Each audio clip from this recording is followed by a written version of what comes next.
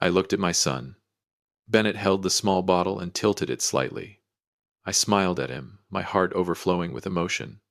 I had no idea the foundation of my house was collapsing. 1 drop, 2 drops, 3 drops. Bennett carefully counted exactly 11 drops of the colorless liquid into my glass of water. I picked up the glass. I looked into the eyes of the son I had spent my entire life raising and protecting. I had absolutely no suspicion. I lifted the glass to my lips and drained it in one gulp as the two of them watched. I drank every last drop of the liquid that would soon break every joint in my body. I set the empty glass back on the table. A few peaceful minutes passed. Then a strange sensation began to rise from deep within my throat. It was a bitter taste mixed with a cold metallic flavor. The warm room suddenly became suffocating. I began to feel as though an invisible force was pushing my body off its axis of balance. Welcome back to Dad's Real Life Revenge. Grab a glass of water, a few snacks, make yourself comfortable, and remember the people in these stories had every opportunity to do the right thing, they simply chose not to. Leave a number 1 in the comments so we can continue the story, and hit subscribe, you're going to enjoy this one. It all began on a cold November afternoon. The chill of a Boston winter crept through every street corner. My phone rang. It was Bennett, my eldest son. His voice sounded unusually warm on the other end of the line. He invited me to his house for Thanksgiving dinner. He said Meredith, his wife, had prepared a very special roasted turkey. He said they missed me. He said a 73-year-old man living alone like me needed the warmth of a family gathering. I was genuinely happy. The loneliness of an elderly widower can easily be eased by a few words of feigned concern. I put on my most elegant suit. I drove through the familiar streets with a heart full of anticipation. I thought about my grandchildren. I thought about an evening gathered around candlelight. Bennett's house was in the suburbs, looking solid and perfect. From the outside it resembled a structure with no flaws in its design. The golden light shining through the windows created an overwhelming sense of peace. Bennett opened the door and embraced me, the embrace of an only son. Meredith smiled and welcomed me from the kitchen. The aroma of food filled the air. I sat down at the dinner table, proud as I looked at the son I had raised into a successful man. I had no idea that beneath the foundation of this warmth, an undercurrent of betrayal was preparing to swallow me whole. The weight of greed had already begun pressing down on their consciences, exceeding the load-bearing capacity any human soul should have. But at that moment I was still nothing more than a blind old father, completely trusting the people who shared my blood. Dinner began in what seemed to be a perfect atmosphere. Meredith kept placing food onto my plate. She wore a radiant smile. But with the experience of an engineer, I sensed something unusual. That smile was too perfect. It resembled a glossy coat of paint deliberately covering a severe structural crack underneath. Bennett sat across from me. He asked about my health with excessive concern. I told him that lately I had been suffering from headaches and insomnia because of the changing weather. Bennett and Meredith exchanged a glance for a brief second. It was a very quick look, but it carried hidden meaning. The psychological load within the room suddenly shifted. My instincts sounded a small warning alarm, but a father's love immediately silenced it. I felt happy that my son still remembered and cared about my ailments. After the main course plates were cleared away, Meredith stood and walked into the kitchen. She returned carrying a glass of warm water. Bennett opened a small brown bottle that had been sitting on the table. He looked at me with the gentlest expression he could muster. He said it was a premium dietary supplement imported from Europe, a herbal remedy designed to detoxify the body, improve memory, and help elderly people sleep better. Meredith placed the glass of water in front of me. The nature of deception is always wrapped in a coating of sweetness.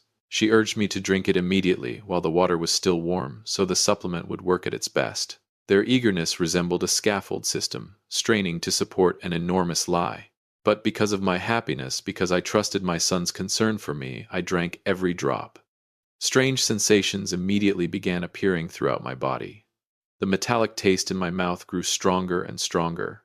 It felt like touching your tongue to a rusted steel bar in the rain. My throat became as dry as a desert. The spasms began in the muscles of my neck and quickly spread down into my chest. I tried to take a deep breath, but my chest felt tightly constricted. As a structural engineer, I understood the principles of force equilibrium very well. When a building stands firm, every force acting upon it counterbalances another. But at that moment, the mechanical system inside my body was breaking down. My balance had shifted even though the room itself remained perfectly still. I stared directly at Bennett and Meredith. Everything, before my eyes, began to blur.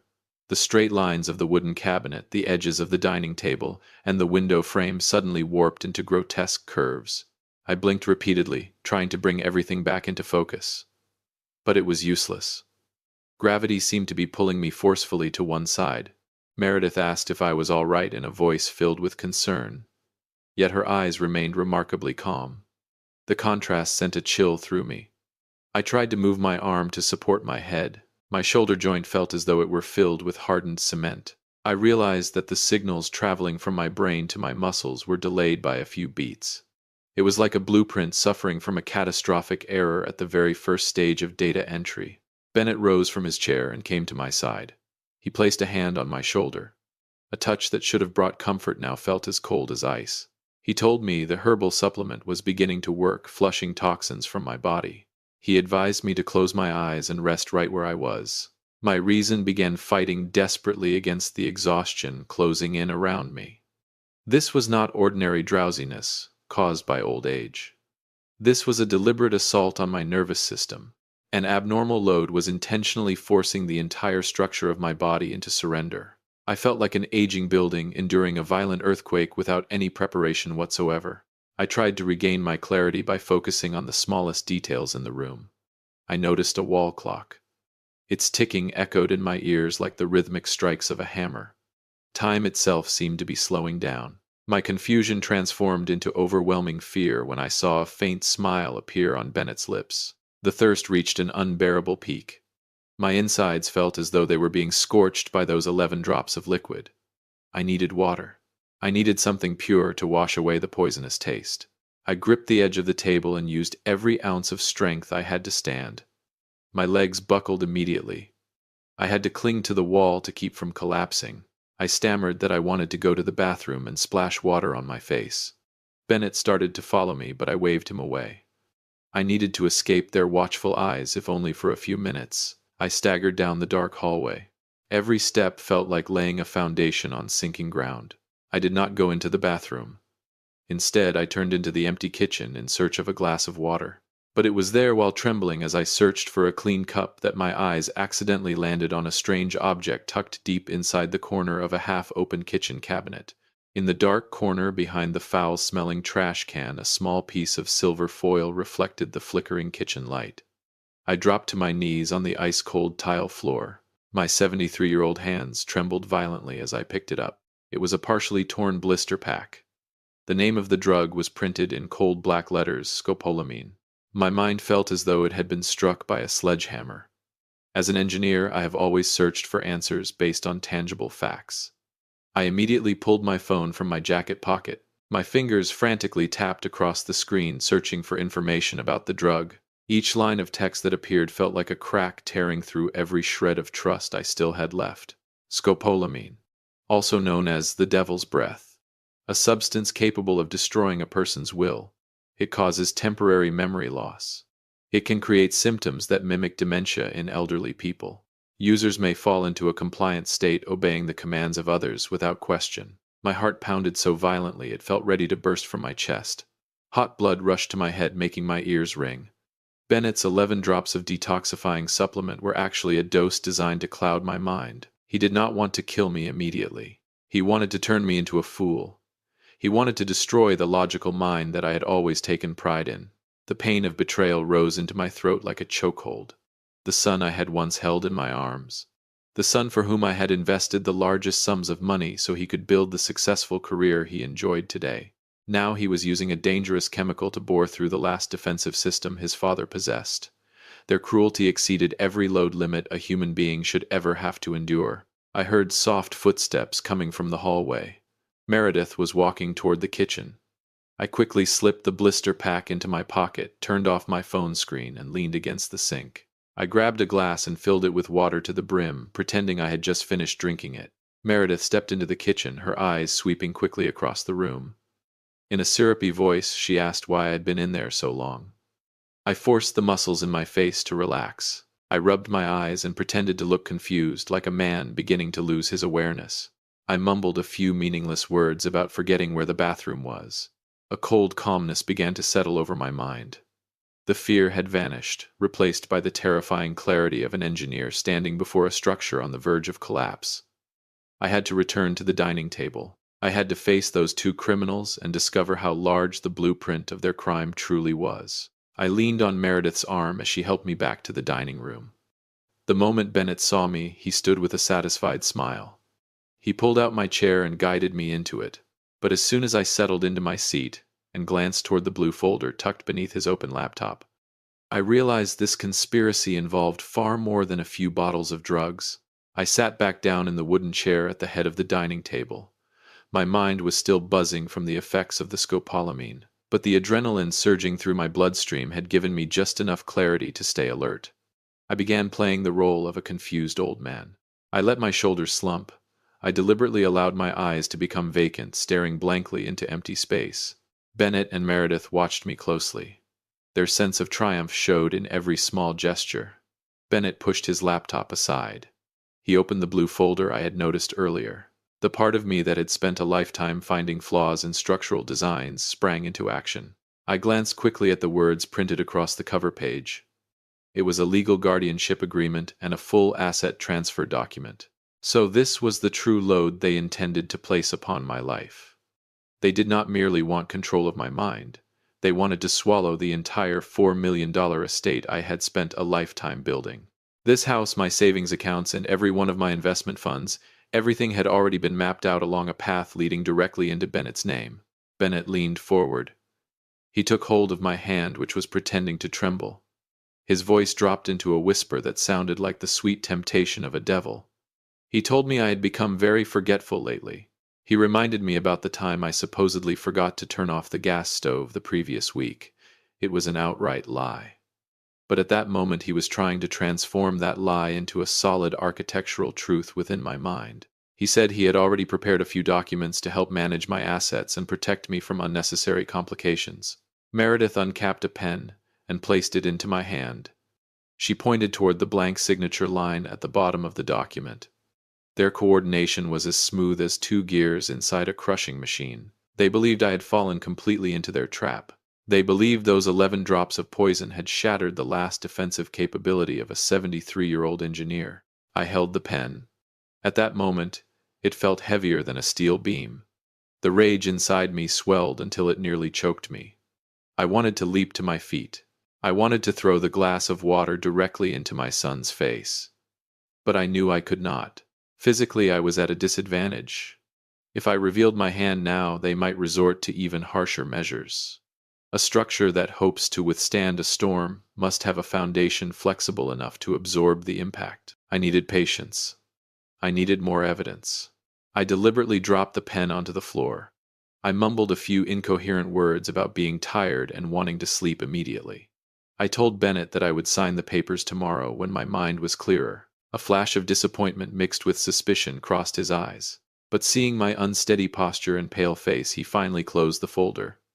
He helped me down the hallway and settled me into the guest bedroom on the first floor. The moment the bedroom door closed and their footsteps faded away, I opened my eyes in the darkness. A chilling coldness settled over me. I pulled out my phone, preparing to contact the only person I could trust for help. But the instant the screen lit up, an automatic notification appeared, freezing me in place. This was not merely a conspiracy involving Bennett and Meredith. The list of people helping strip away the load-bearing walls of my life contained another name, as well a person I never would have suspected. The phone screen cast a faint blue glow across the dark room. A notification from my linked bank account appeared in sharp detail. It was a withdrawal order scheduled to be executed the following morning. The approval signature did not belong solely to Bennett. There was another authorized signature attached to it, Conrad's. Conrad, my younger brother, the Uncle Bennett had always respected and admired. I gripped the edge of the bed with both hands to keep myself from collapsing. A double shock pressed heavily against my chest. The family structure I had spent so many years building had not merely developed cracks, it had been hollowed out completely from within by the people I trusted most. This systematic betrayal exceeded every margin of error I had ever calculated. I took a deep breath to suppress the pain tightening around my heart. I needed an ally. I needed a clear mind armed with legal tools to help me turn the situation around. I dialed Paige, my youngest daughter, who worked as an attorney in Philadelphia. The ringing echoed through the silent night like repeated blows against a rusted sheet of metal. Paige answered on the third ring. Her voice was sleepy at first, but instantly became serious when she heard my weak and broken speech. I did not cry. I spoke with the cold, precise tone of an engineer reporting on a structure on the verge of collapse. I told her about the Thanksgiving dinner, the 11 drops of colorless liquid, the blister pack of scopolamine hidden behind the trash can, and Bennett's blue folder. Paige listened without interrupting. I could hear papers shuffling and the rapid clicking of a keyboard on the other end of the line. The sharp instincts of an attorney had awakened immediately. She told me to remain calm. She warned me not to drink anything else inside that house. She instructed me to preserve the glass of water or anything that might contain traces of the substance as legal evidence. Paige analyzed the situation quickly. She said Bennett's collaboration with Uncle Conrad to seize my assets was clearly a plan that had been in motion for a long time. The blue folder was the weapon they intended to use to strip away my legal independence. If I signed those documents, I would be turning myself into a prisoner inside my own estate. Paige's voice hardened over the phone. She promised to catch the earliest train to Boston before dawn. She told me to pretend to sleep and cooperate with whatever arrangements Bennett made in the morning so that they would not become suspicious. Then we would set a larger trap and catch every one of them. I ended the call. The wall clock struck 2 in the morning. I lay motionless on the bed, staring at the ceiling with wide-open eyes. I could hear Bennett and Meredith whispering quietly in the living room outside. They were laughing. The laughter of people who believed they had already won the game. But this battle was only beginning. The following morning, Paige called me back from an unfamiliar number. Her voice carried unmistakable shock. She had used her professional connections to investigate the legal documents Bennett possessed. What she had discovered involved far more than Bennett and Conrad. Another powerful figure was standing behind the scenes, pulling the strings of the entire ruthless conspiracy. Paige's voice over the phone was as cold as ice. She told me that the test results from the urine sample I had secretly submitted were back. The concentration of scopolamine was 3 times higher than a normal dose. They were deliberately trying to destroy my nervous system as quickly as possible. But the more horrifying discovery was buried within the legal documents Paige had just obtained. Bennett and Uncle Conrad had found themselves a powerful accomplice. It was Silas Thorne, my family's personal attorney for the past 10 years. Silas Thorne was the one who had drafted the fraudulent guardianship agreement. He had falsely certified that I was suffering from severe cognitive decline. I stood frozen in the middle of the room. Silas Thorne knew every corner of my $4 million estate. He understood the structure of my investment funds better than almost anyone. This betrayal was like having the most critical load-bearing wall in a building hollowed out by the very builder who constructed it. Their criminal blueprint was complete. All they needed was my signature, and the tower of my life would collapse at their feet. Everything was finally clear. Bennett wanted money to rescue his software company, which was spiraling toward bankruptcy. Conrad wanted to erase his enormous gambling debts in Atlantic City, and Silas Thorne would receive a generous share from liquidating my properties. It was an alliance of predators circling a 73-year-old man. The pain inside me had now transformed into cold fury. They believed an aging structural engineer could be broken easily. They believed those 11 drops of poison were enough to shift the entire foundation of my reasoning. But they were wrong. When a structure is pushed into its most dangerous state, its backup load-bearing systems activate. I would use my own logic to design a trap for every one of them. I told Paige that I would not run away. I would stay in Boston. I would face them on this battlefield.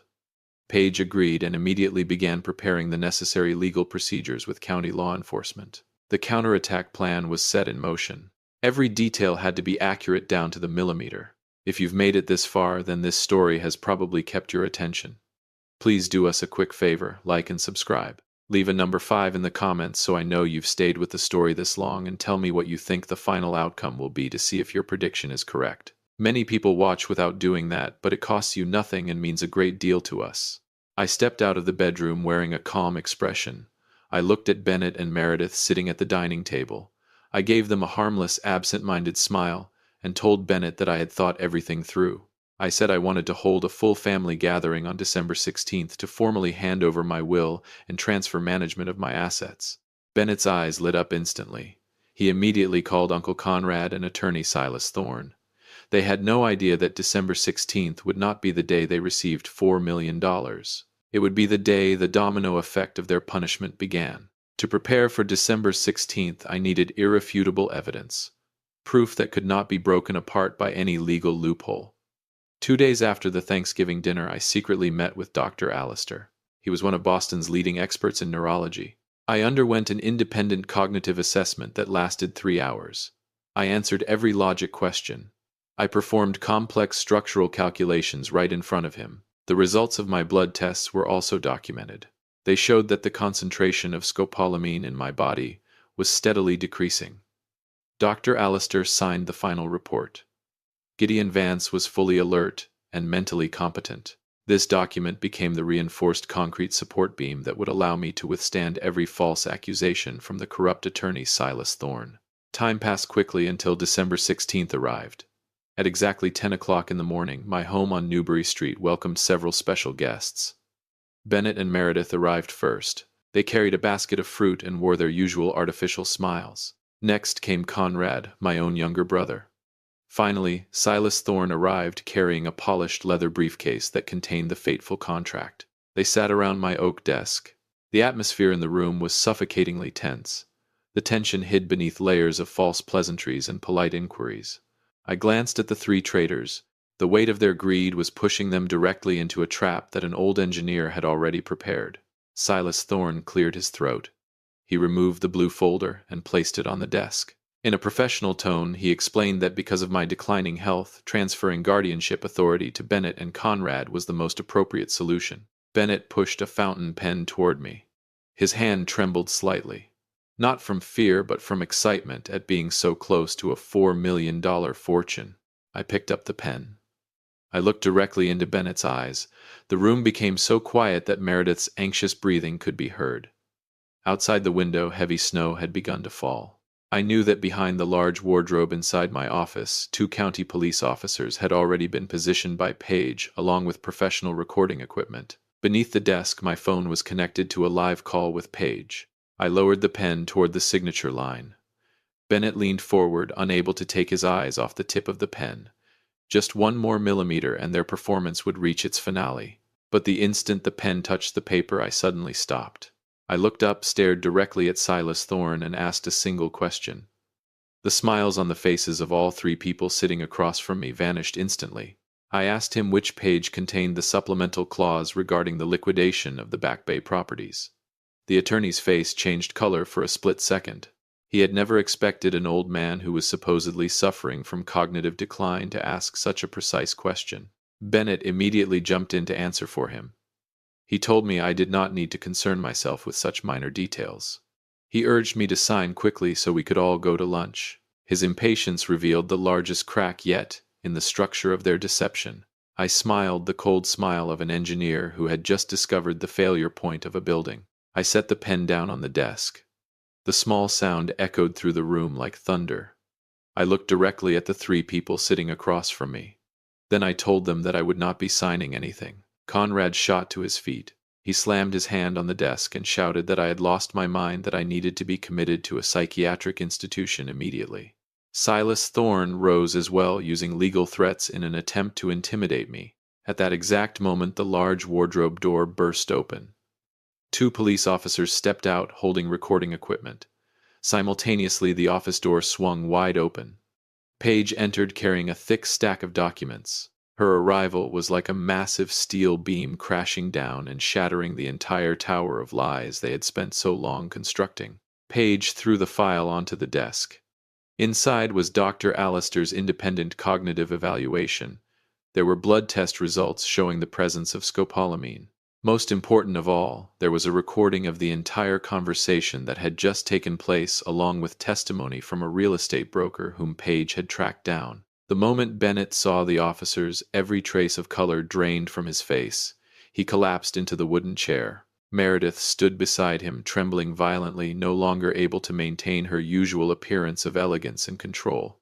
One of the officers stepped forward and pulled out a pair of handcuffs. The dry metallic clink echoed through the room. Bennett immediately broke down in tears. He rushed toward me and fell to his knees. Grabbing the leg of my pants, he begged for forgiveness. Through sobs, he confessed that overwhelming business debts had driven him to take desperate measures. In a broken voice, he admitted that he believed I was old anyway, and that the money would eventually belong to him. I looked down at my only son. My heart no longer hurt. It had turned completely to stone. Greed had hollowed out every trace of humanity within him. I pulled my leg away without hesitation. The emotional weight I once carried for him had finally dropped to zero. Justice had to be based on facts and evidence. There was no room for weakness. The officers handcuffed Bennett and Uncle Conrad. The sight of Bennett being arrested inside the very house he had intended to steal was stark and brutal. Silas Thorne was escorted away as well, his face gray as ashes. The three traitors were led outside to the waiting patrol cars beneath the heavy falling snow. The dark play had finally come to an end with the complete collapse of those responsible. The house returned to its familiar silence. But as I stood by the window, watching the police vehicles disappear around the corner of Newbury Street, Paige walked over and handed me a sealed envelope. One of the officers had given it to her moments before leaving. What lay inside that envelope stunned me once again. It revealed just how deep this conspiracy truly went. Inside that envelope was a copy of the call logs recovered from Bennett's phone. It turned out they had been planning this scheme for an entire year. The plan had been calculated down to every day and every week. But a blueprint that is flawed at its foundation can never stand forever. 3 months later, the trial took place at the Boston County Courthouse. I sat in the witness stand with my back perfectly straight. I watched Bennett, Meredith, and Uncle Conrad standing before the court. With the ironclad evidence gathered by Paige and the police, no excuse could save them. Their scheme to strip away my assets cost them their freedom. Bennett and Uncle Conrad each received 5-year prison sentences for aggravated assault and fraud. Meredith was sentenced to 3 years in prison as an active accomplice. The corrupt attorney Silas Thorne was permanently disbarred and sentenced to 6 years behind bars. Justice was carried out completely and fairly. After the trial, Paige and I walked along Newbury Street. The winter snow had melted away, replaced by the warmth of early spring sunlight. We stopped at a familiar restaurant and enjoyed lobster rolls together. I looked at my daughter, the only person who had stood beside me and helped gather every broken piece to rebuild my life. I realized that during the fiercest storms, the true pillars of your life will always reveal themselves and stand ready to protect you. My story is an expensive lesson about greed and family bonds. In life, we often spend enormous amounts of time building material success. We work hard to make everything appear impressive and secure. Yet we forget to inspect the moral foundations of the people around us. The most dangerous betrayals always begin with the smallest cracks, ones we overlook because of blind trust. It has been a pleasure having you join Dad's Real Life Revenge through the end of this story. Become part of our community by liking and subscribing to enjoy more compelling and dramatic family-centered stories. And as always, thank you for being a part of this space. Justice is not only about punishment, it is about clarity. Never underestimate what you have built or the people you have raised. Stay vigilant and protect yourself before the entire structure comes crashing down.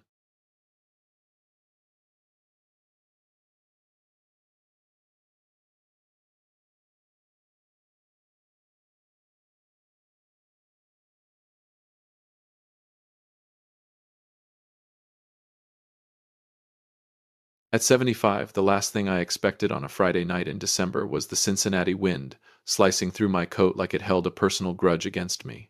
Snow hammered down from the dark sky. The cold sank deep into my bones. I stood frozen on the front porch, my arthritic hands trembling uncontrollably. These were the same hands that just 6 months earlier had crawled across the basement floor to repair their broken water heater. But tonight, those hands belonged to an unwanted old man being thrown away like garbage. The deadbolt clicked shut behind me. Edwards, my son, had just slammed the door in my face. He could not even look his own father in the eye. He simply turned away. The Maplewood house fell silent. The very house I had spent an entire lifetime working to pay off now stood warm and bright behind that locked door while I remained outside in the blizzard. At 75 years old, I watched my own son close the door on me as if I were nothing more than an inconvenient reminder he wanted erased.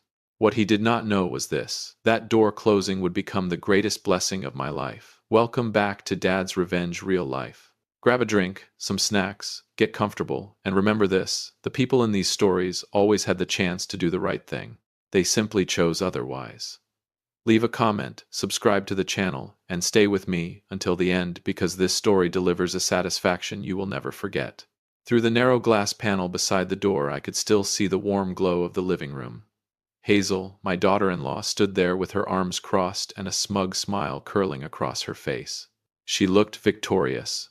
To her, she had finally succeeded in removing the burden from her perfect little life. Edward stood nearby with his head lowered in silence. His weakness cut deeper than any knife ever could. Snow gathered across my silver hair. Wind screamed through the porch railing. I tightened my grip on my worn leather bag. Inside was not much. A few faded shirts, an old family photo album, and a secret I had buried for 30 years. They believed I was a broke old man, a parasite, a useless relic with nothing left to offer. Hazel wanted my room converted into a yoga studio. Edwards only wanted to keep his wife happy. To them, I was broken furniture waiting to be discarded. Neither of them had the slightest idea what I truly owned. Pain shot through my knees with every movement. I clenched my jaw and kept walking. I refused to cry. The tears would have frozen on my face anyway. Step by step, I disappeared into the snowstorm. The door to my old life had just closed. But another door, the one leading to truth, consequences, and revenge, had finally begun to open. I walked through the snowstorm, every step sending sharp pain through my body. My swollen knees burned from the freezing cold. But the physical pain meant nothing compared to the ache inside my chest. My mind drifted backward through the years. 3 long years living with my son and daughter-in-law. It was never truly a home. It was a silent battlefield. A place where I suffered death by 1,000 paper cuts disguised as hospitality. Do you know what a paper cut feels like? It looks tiny, hardly any blood at first, but it stings with a pain far sharper than expected. That was Hazel's specialty. She never screamed at me, never hit me. Instead, she slowly murdered a father's dignity with coldness, contempt, and quiet cruelty. At first it was subtle, the exaggerated sighs in the kitchen whenever I walked in, the angry clatter of dishes against the counter. Hazel constantly complained about the smell of my medicated oil, saying it polluted the clean air of her modern home. Then there was the armchair in the corner of the living room. It was the only chair that eased the pain in my back. One afternoon, Hazel bought a massive decorative plant and placed it exactly where the chair used to be. She said nothing. She simply looked at me and smiled. That smile told me everything. You do not belong here. Little by little, I became invisible. They spoke around me as if I were outdated furniture waiting to be hauled away. Edward saw all of it, every insult, every humiliation, but he always chose silence. And silence can be just as cruel as the person causing the pain. I endured it. I kept quiet for my son's sake. I did not want to destroy his marriage or bring chaos into their lives. I accepted cold leftovers for dinner. I accepted hiding away in that cramped, freezing attic room. I convinced myself that if I stayed obedient and caused no trouble, perhaps they would eventually show me kindness. But greed and selfishness have no bottom. The more I endured, the bolder Hazel became, until one unforgettable afternoon. I had walked toward the kitchen to pour myself a cup of warm water, but as I reached the doorway, I froze completely. Voices drifted from inside, and the words coming from my daughter-in-law's mouth turned the blood in my veins to ice. Behind my back, they had already prepared a cruel plan for me. Hazel's sharp voice echoed from the kitchen while I stood frozen in the dark hallway. Cold air crept up from the hardwood floor, but my chest felt even colder. She was holding a stack of bills, the papers rustling in her hands like evidence in a trial where I had already been found guilty. A presentation of my worthlessness. Hazel listed every expense with cruel precision: my medication costs, the increase in grocery bills because of one extra mouth to feed. She told Edwards that the money being wasted on me should have been spent on their children instead. Then she reached the subject that truly enraged her: me. She slammed her hand against the table when she mentioned the time I gave advice about raising my grandson. She called me an outdated old man who loved controlling people. She said she refused to let a parasite poison her child with old-fashioned thinking. And Edwards, he stayed silent. I could hear the exhaustion in my son's sigh, but not once did he defend me. Not once did he speak up for the father who had spent an entire lifetime sacrificing everything to raise him. Hazel then introduced her solution. She called it a care facility. Such a polished phrase for something so heartless. The way she described it made my stomach twist. She talked about sending me away the same way someone stores unwanted junk in a warehouse and locks the door behind it. According to her, putting me in a nursing home would free the family from stress. I stood there in silence while my heart tightened painfully inside my chest. Every word from my daughter-in-law pierced my dignity like needles. I had given them this house. I had sacrificed my youth, my health, and my entire life so they could live comfortably. And now in their eyes I was nothing more than a burden collecting debt and wasting space. Anger and bitterness surged through me. I could not keep pretending to be invisible anymore. I decided to walk into that kitchen. I wanted to look both of them in the eye. I wanted them to see exactly what they had become. But the moment my hand touched the doorknob, Hazel said something else. Something so cold, so cruel, that I suddenly realized her hatred for me went far beyond anything I had imagined. I shoved the door open hard enough to make both of them jump. Hazel fell silent instantly. For a split second, confusion flashed across her face, but it disappeared just as quickly, replaced by the same arrogant expression she always wore. Edwards lowered his head toward the floor. He could not even face his father's eyes. Deep down he knew exactly what he had become. A coward. I stared directly at my daughter-in-law and asked her to repeat what she had just said. I asked whether she had any conscience left at all. Silence swallowed the warm kitchen, but none of that warmth belonged to me anymore. Hazel showed no remorse. Instead, she stepped closer, fury burning in her eyes. "Get out, you useless burden!" Her voice exploded through the room, shattering the final fragile piece of hope I still carried about the meaning of family. She ordered me to pack my things immediately. She said she did not want to see my face in that house for another second. I turned toward Edwards. I waited for something. A single word. A protest. A hand reaching out to stop me. But my son stood there motionless, like a statue carved from stone. He had made his choice, and his choice was cruelty. My dignity was crushed beneath their feet, but I refused to beg. I turned around and walked back toward my attic room. I picked up my old worn travel bag. The truth was, I had prepared that bag 15 years ago.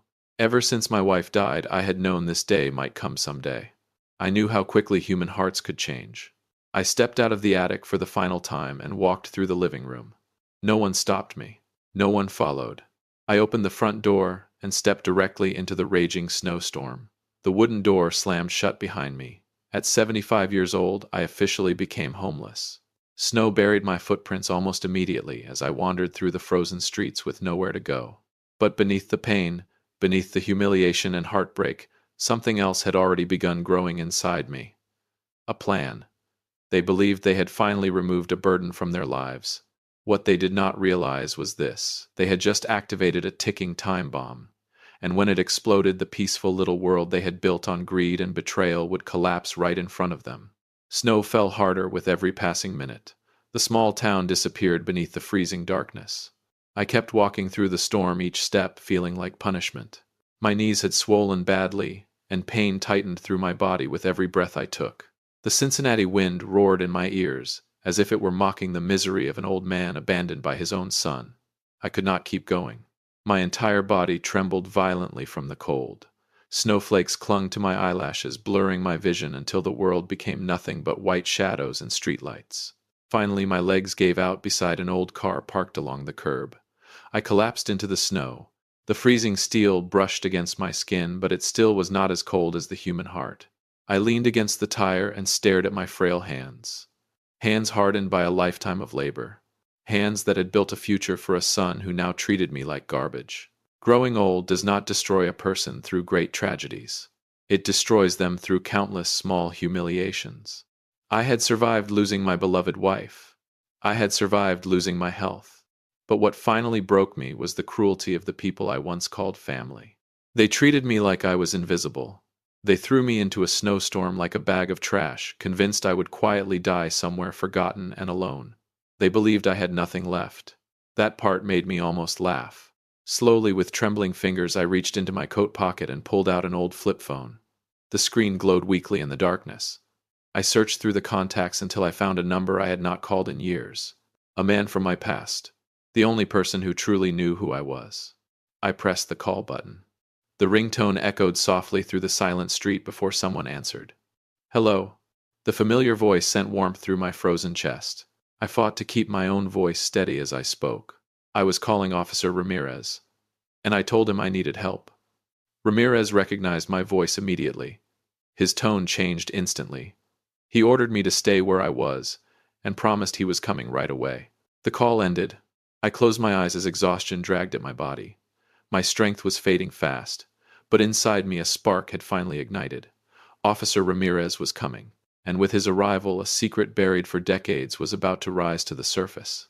My cowardly son and vicious daughter-in-law had no idea who that man truly was, and they certainly had no idea what he was about to bring into my life. Headlights tore through the raging snowstorm, cutting across the darkness like a blade. Tires crunched heavily against the thick ice as a police cruiser slid to a stop directly in front of me. Officer Ramirez jumped out immediately. The moment he saw me sitting there in the snow, panic flashed across his face. He rushed toward me, grabbed my arms, and helped me to my feet. Without hesitation, he removed his heavy winter coat and wrapped it around my trembling shoulders. For the first time that night, I felt warmth. Ramirez guided me into the patrol car. The heat from the vents slowly eased the agony inside my frozen joints. He looked at me with disbelief and sorrow, unable to understand how a 75-year-old man had ended up abandoned in the middle of a blizzard. But with Ramirez beside me, I finally felt safe. Our connection went back decades, all the way to 1994, the year my wife died. That was the year I lost Violet, the woman I loved more than life itself. During the darkest days of my grief, a young police officer named Ramirez stayed beside me when almost everyone else disappeared. He helped me through funeral arrangements, paperwork, and the endless silence that followed losing the person who held your soul together. Over time, we became something more than friends. Ramirez became the only living person who knew the truth about my life. As he drove through the storm, he glanced at me through the rearview mirror and quietly asked about Edwards and Hazel. I simply shook my head. Some betrayals are too painful to describe out loud. Ramirez let out a slow breath. Then his expression hardened. He told me there was no reason to hide the truth anymore. Everything had already been prepared. The world was finally going to learn who Raymond Walker really was. For 30 years, I had secretly operated a charitable foundation in Violet's name, a foundation worth millions. While I lived like a poor old man inside the Maplewood house, that organization quietly changed thousands of lives across the country. I let my daughter-in-law insult me. I let my son look down on me. Because protecting Violet's legacy mattered more to me than wealth, pride, or comfort. Not once in 3 decades had I touched a single dollar from that fortune for personal gain. Ramirez pressed harder on the gas pedal, and the cruiser surged through the snowy streets. We were not heading towards some cheap motel for homeless men. No, Ramirez was taking me somewhere far more important. Somewhere the truth would finally step into the light. And that place would become the beginning of the worst nightmare Edwards and Hazel had ever experienced. Ramirez's police cruiser cut through the darkness while snow continued crashing against the windows. I stared outside as familiar streets slowly disappeared behind us. I assumed he was taking me to some cheap motel on the edge of town. At the very least, I expected a temporary place to survive the storm for one night. But instead of turning toward a hotel, Ramirez drove straight to the Westwood Community Center. I looked at him in confusion and asked why we were there at this hour. Ramirez did not answer. He only smiled. A smile filled with pride.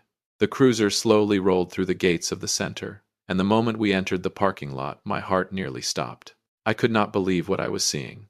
Despite the brutal snowstorm, the courtyard was overflowing with people. Hundreds of residents stood beneath the falling snow, holding candles in their hands. Tiny flames flickered in the darkness, joining together into a sea of warm golden light. They were waiting for me. Men, women, children, elderly couples, all standing in the freezing cold just to support one old man who had been thrown away by his own family. The moment the cruiser stopped, murmurs swept through the crowd. And then I recognized the faces. The elderly woman who owned the grocery store down the street. The mechanic from the corner garage. The children whose school tuition I had quietly paid years earlier. 2 television news vans were parked near the entrance. Camera lights exploded across the snow as reporters rushed forward. Bright flashes illuminated the police car from every direction. Emotion tightened in my throat. For the first time that night, I realized something important. I was never alone. I had spent 30 years protecting my secret from my son, while an entire community had been protecting it for me. Everyone in this neighborhood knew who I truly was, except Edwards. They knew I was the man behind the Violet Foundation. They knew I had quietly saved thousands of struggling families over the last 3 decades. Ramirez stepped out and opened the car door for me. As I slowly climbed out, the crowd erupted into cheers and applause. Some people were crying openly. Others raised their candles higher into the storm. Reporters surged toward me with microphones in hand. They wanted to interview the city's mysterious philanthropist, the same man who had just been thrown out into a blizzard by his own son. Live television coverage began instantly. My face appeared on screens across the entire city, and somewhere inside that warm Maplewood house, two cruel people were about to experience the most horrifying shock of their lives the moment they turned on their television. If you've stayed with this story until now, do us one quick favor: subscribe. A lot of people watch without subscribing, but it costs nothing and means everything to us. Back at the Maplewood house, the living room still glowed with warmth and comfort. Hazel sat calmly, sipping a cup of hot tea, while Edward slouched on the sofa, staring blankly into space.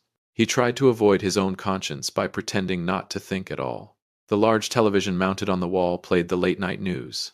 Then suddenly the anchor's voice sharpened with urgency. A breaking story. The screen switched to live footage from the Westwood Community Center. Cameras swept across a massive crowd of people holding candles beneath the raging snowfall. Then the lens zoomed in on an elderly man slowly stepping out of a police cruiser. Edwards froze. His eyes widened in horror. Because the man on the screen was me. The chyron beneath my face read, Raymond Walker, founder of the Violet Foundation. Hazel's teacup slipped from her fingers and shattered across the hardwood floor.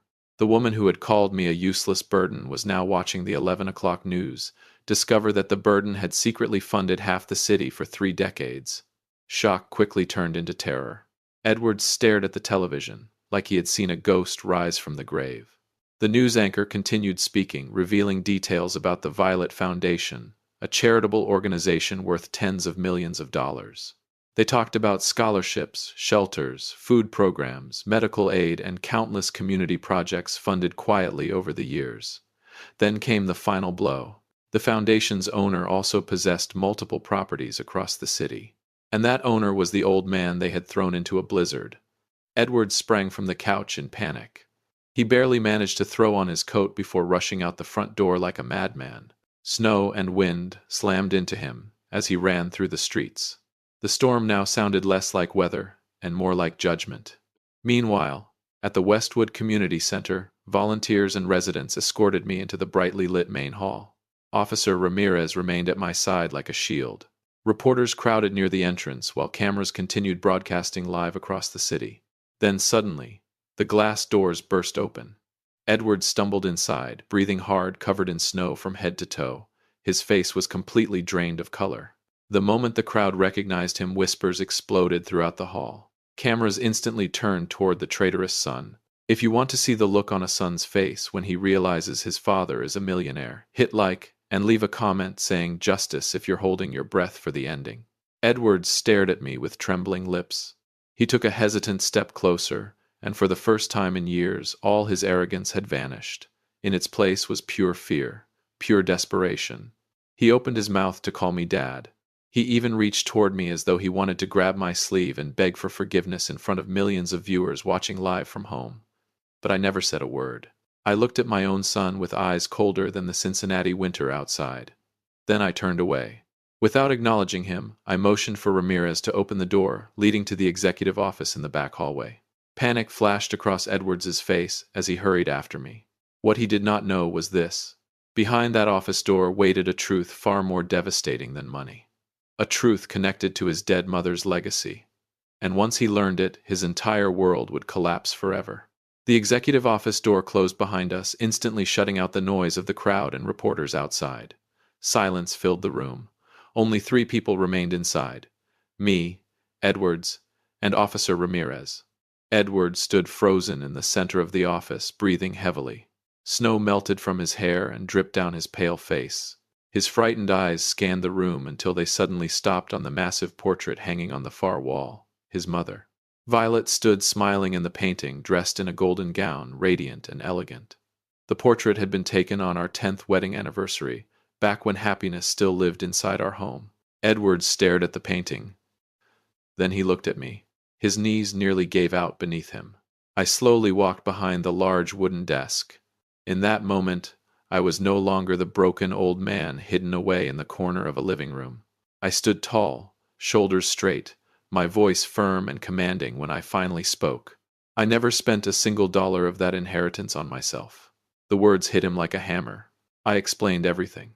The money had always belonged to a massive trust created by Violet's family decades ago. Before she died, Violet devoted her life to helping struggling families throughout the city. When cancer took her from us, she passed that mission to me, and I made a promise to her grave.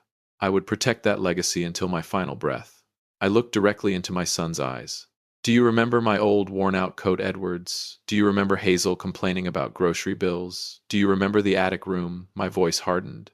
I lived like a poor man on purpose. I wanted my son to build his own life without relying on wealth. I wanted to know whether he would still honor his father when there was nothing to gain from me. And now I finally had my answer. Edwards collapsed into tears. He begged for forgiveness between broken sobs. He blamed Hazel. He claimed she pressured him into everything. He pleaded with me to remember that we were family and begged me to come home. But his words sounded hollow, weak, pathetic.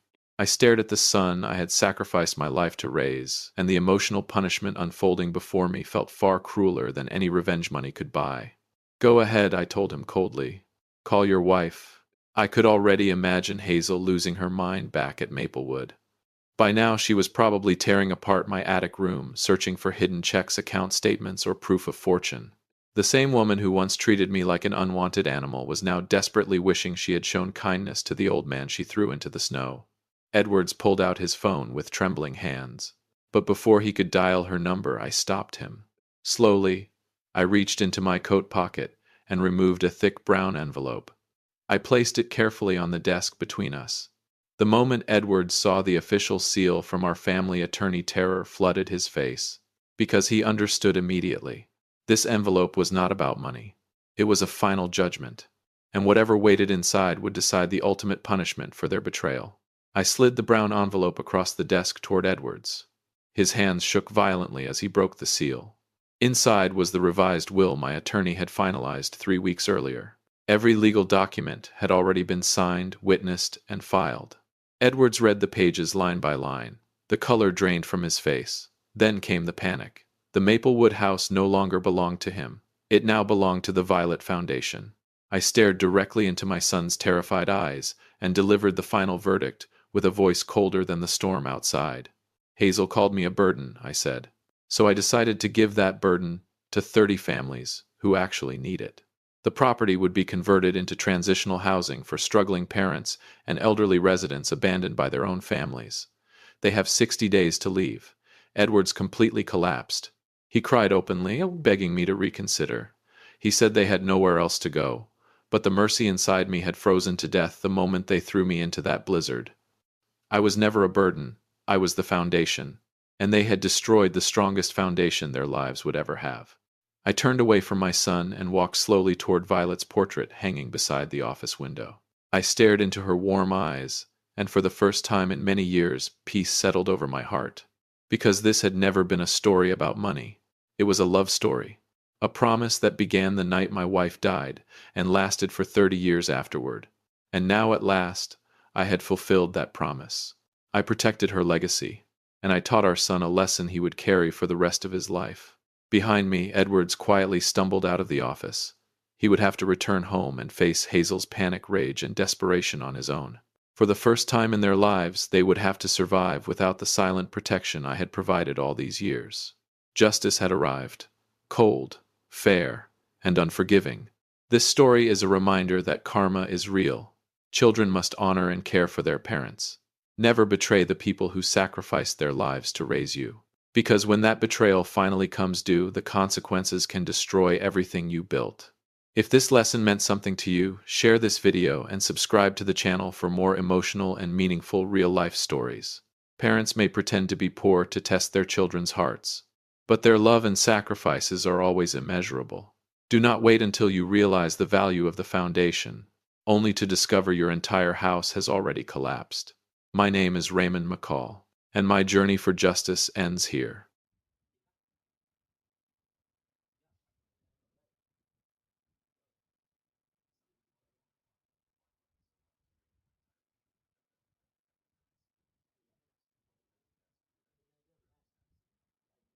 At my wife's funeral, before the warmth had even left her body, my own son pulled me aside and whispered coldly, "From now on, we're cutting off support. You'll have to take care of yourself." His wife didn't even bother to look up from her phone. I said nothing. 7 days later, my screen showed 69 missed calls. The heat of California's Central Valley in May is unbearable. It hangs heavy in the air, carrying the smell of dry dust and fading almond blossoms. I stood in front of Linda's grave. My formal CAL FIRE firefighter uniform suddenly felt too tight around my chest. I didn't cry. 30 years of fighting wildfires taught me one thing. Tears don't put out pain. They only blur your vision when you need clarity the most. Eric stood beside me. He was the only son I had ever been proud of. But he wasn't looking at his mother's coffin. He was looking at his watch. He pulled me aside as if I were a debt that needed to be settled. After he delivered those cold words, I glanced over at Christine, his wife. She stood 3 steps away, scrolling through her phone. Her eyes never left the social media notifications lighting up her screen. In that moment, the fake sobbing around us meant nothing. A deep silence settled over me. I didn't answer him. I would deal with everything calmly, carefully, so my son could learn the true strength of the old man he thought he had abandoned. My name is Ray Wallace. I'm 69 years old, a retired firefighter, now a carpenter. I spent my entire life saving strangers' homes from burning down. Now I have to figure out how to save my own life from the ungrateful people who share my blood. Welcome back to Dad's Real Life Revenge. Before we continue, make sure you subscribe to the channel and drop a comment telling me what time it is where you are right now. I'm genuinely curious to see how far this story travels. Betrayal never comes from enemies. It always starts at the dinner table. It begins with promises that were never meant to be kept. Eric was always talking about how hard the logistics industry had become. He talked about pressure at work whenever he needed to borrow money from me. But he forgot one simple fact. I was the one who paid $19,300 to fix his roof last year. I was the one paying the insurance for the car he's driving. Those 69 missed calls on my phone weren't concern. They were debt collectors. Legal demands from people Eric had secretly contacted. My son thought he was abandoning a weak old man.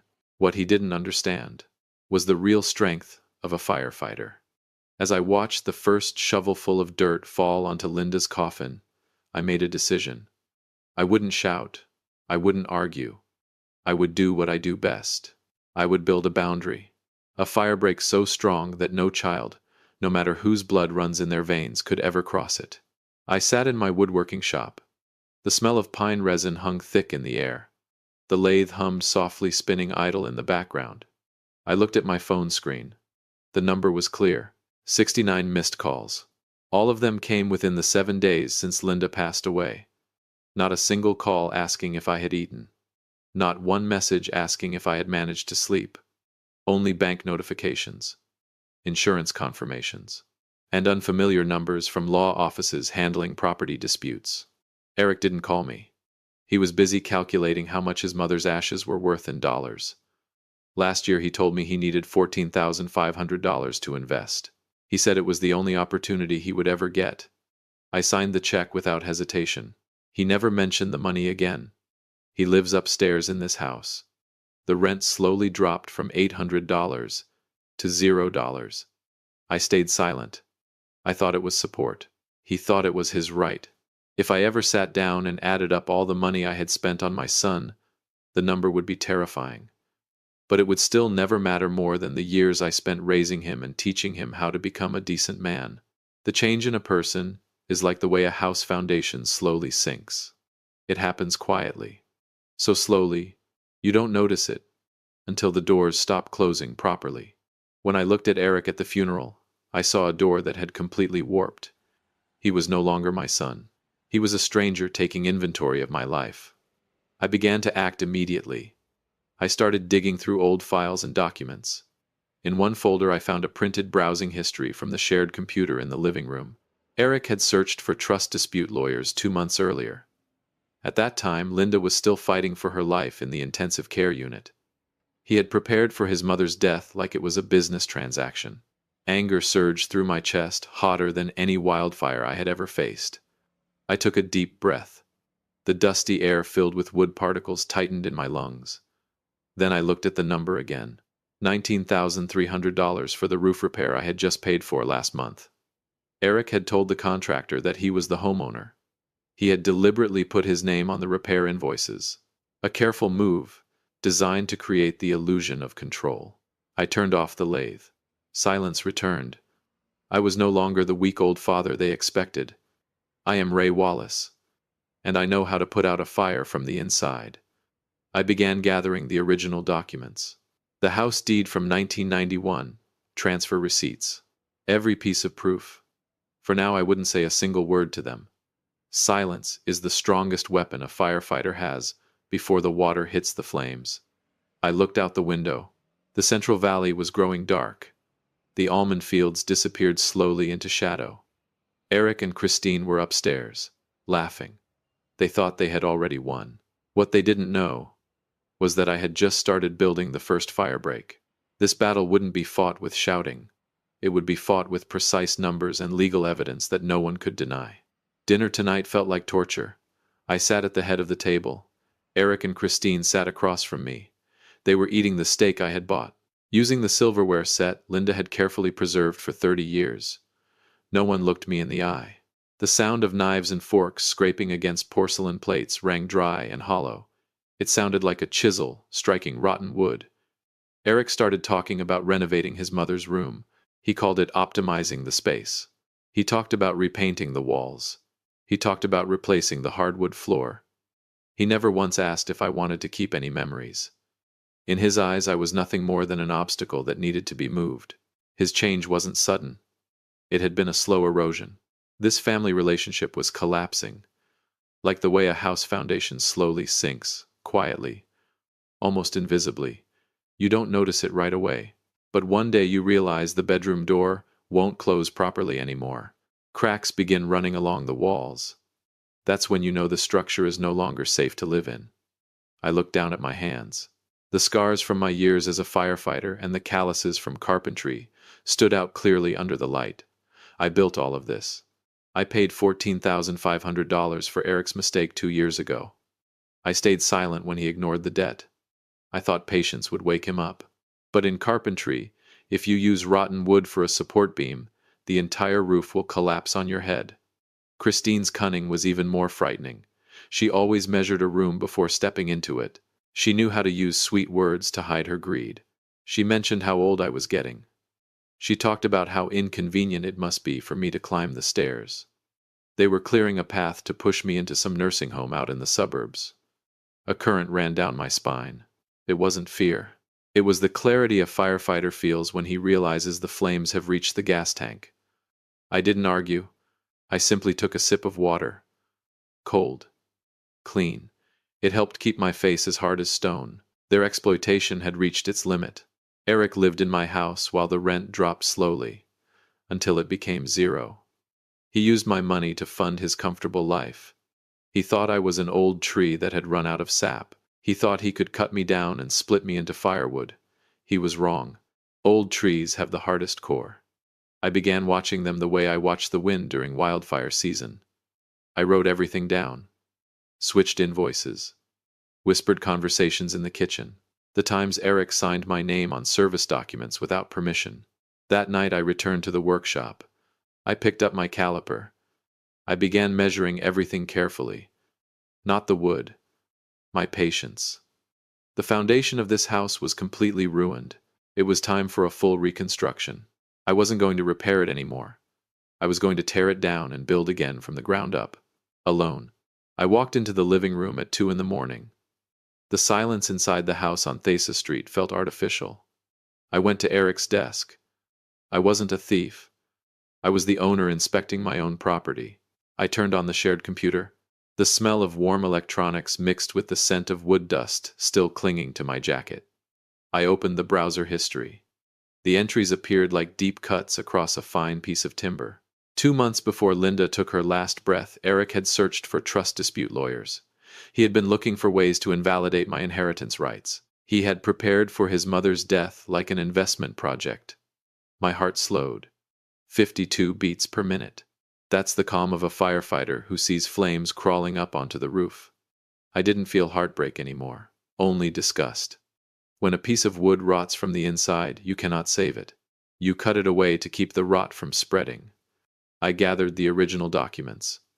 I took the house deed from the wall safe. My eyes rested on the number 1991, the year we bought this house. Linda had been a co-trust manager, but I was the sole legal owner. Eric and Christine had always believed they held legal power here. They thought I was a confused old man who didn't know how to keep his paperwork. They were wrong. The next morning I drove to the Tower District. I found a small apartment on the second floor of an old building. The smell of fresh paint and the quiet atmosphere immediately put me at ease. I signed the lease right away. This was my first firebreak. I would retreat before the flames of greed burned everything down. When I returned home, Eric and Christine were getting ready to go to a wine party. They were dressed elegantly. They had used my money to buy those expensive outfits. Christine looked at me with a trace of pity. She said I should rest more. I nodded without speaking. The silence of a firefighter studying the direction of the wind. When their car finally pulled out of the driveway, I began moving. I didn't take many belongings, only what truly mattered. My carbon steel chisels, my small wood lathe, and most importantly, the legal documents. I loaded them neatly into the back of my pickup truck, each item wrapped carefully in cloth the way evidence is protected at a fire scene. I stood in the living room one last time. The ticking of the grandfather clock echoed steadily through the house. This place held 34 years of memories, but now it felt like a structure burning from the inside. I closed the door. I didn't lock it. I wanted them to feel the emptiness when they walked back in. I drove away under the golden sunset of the valley. The Central Valley in May always feels suffocating, but this time my lungs felt wide open. I had left the danger zone. Now it was time for the ones who stayed behind to face the truth. Eric believed he had pushed me into a corner. What he didn't understand was this: a good carpenter always has a backup plan. You never begin construction without a detailed blueprint. My blueprint was already finished, and the most interesting part of this game was just beginning. I would show them what happens when a structure stands without a foundation. Attorney Diego Romero's office sat on a quiet street corner where few people passed by. The smell of old paperwork and the cold air from the air conditioner filled the room. Diego looked at me over a pair of steel-framed glasses. He didn't talk much. That's exactly why I chose him. Professionals rarely waste words. I placed the original house deed from 1991 on his desk. The paper had yellowed with age, but the numbers were still perfectly clear. Diego flipped through each page carefully. He paused at the ownership section. Linda had been listed as a co-trust manager, but I was the sole legal owner. Eric and Christine had always believed they held half the power. Their entire plan had been built on a false assumption. In carpentry, a measurement that's off by 1/10 of an inch can ruin an entire oak table. In the legal world, one small line of text can destroy an entire greedy scheme. Eric made his mistake at the very first measurement.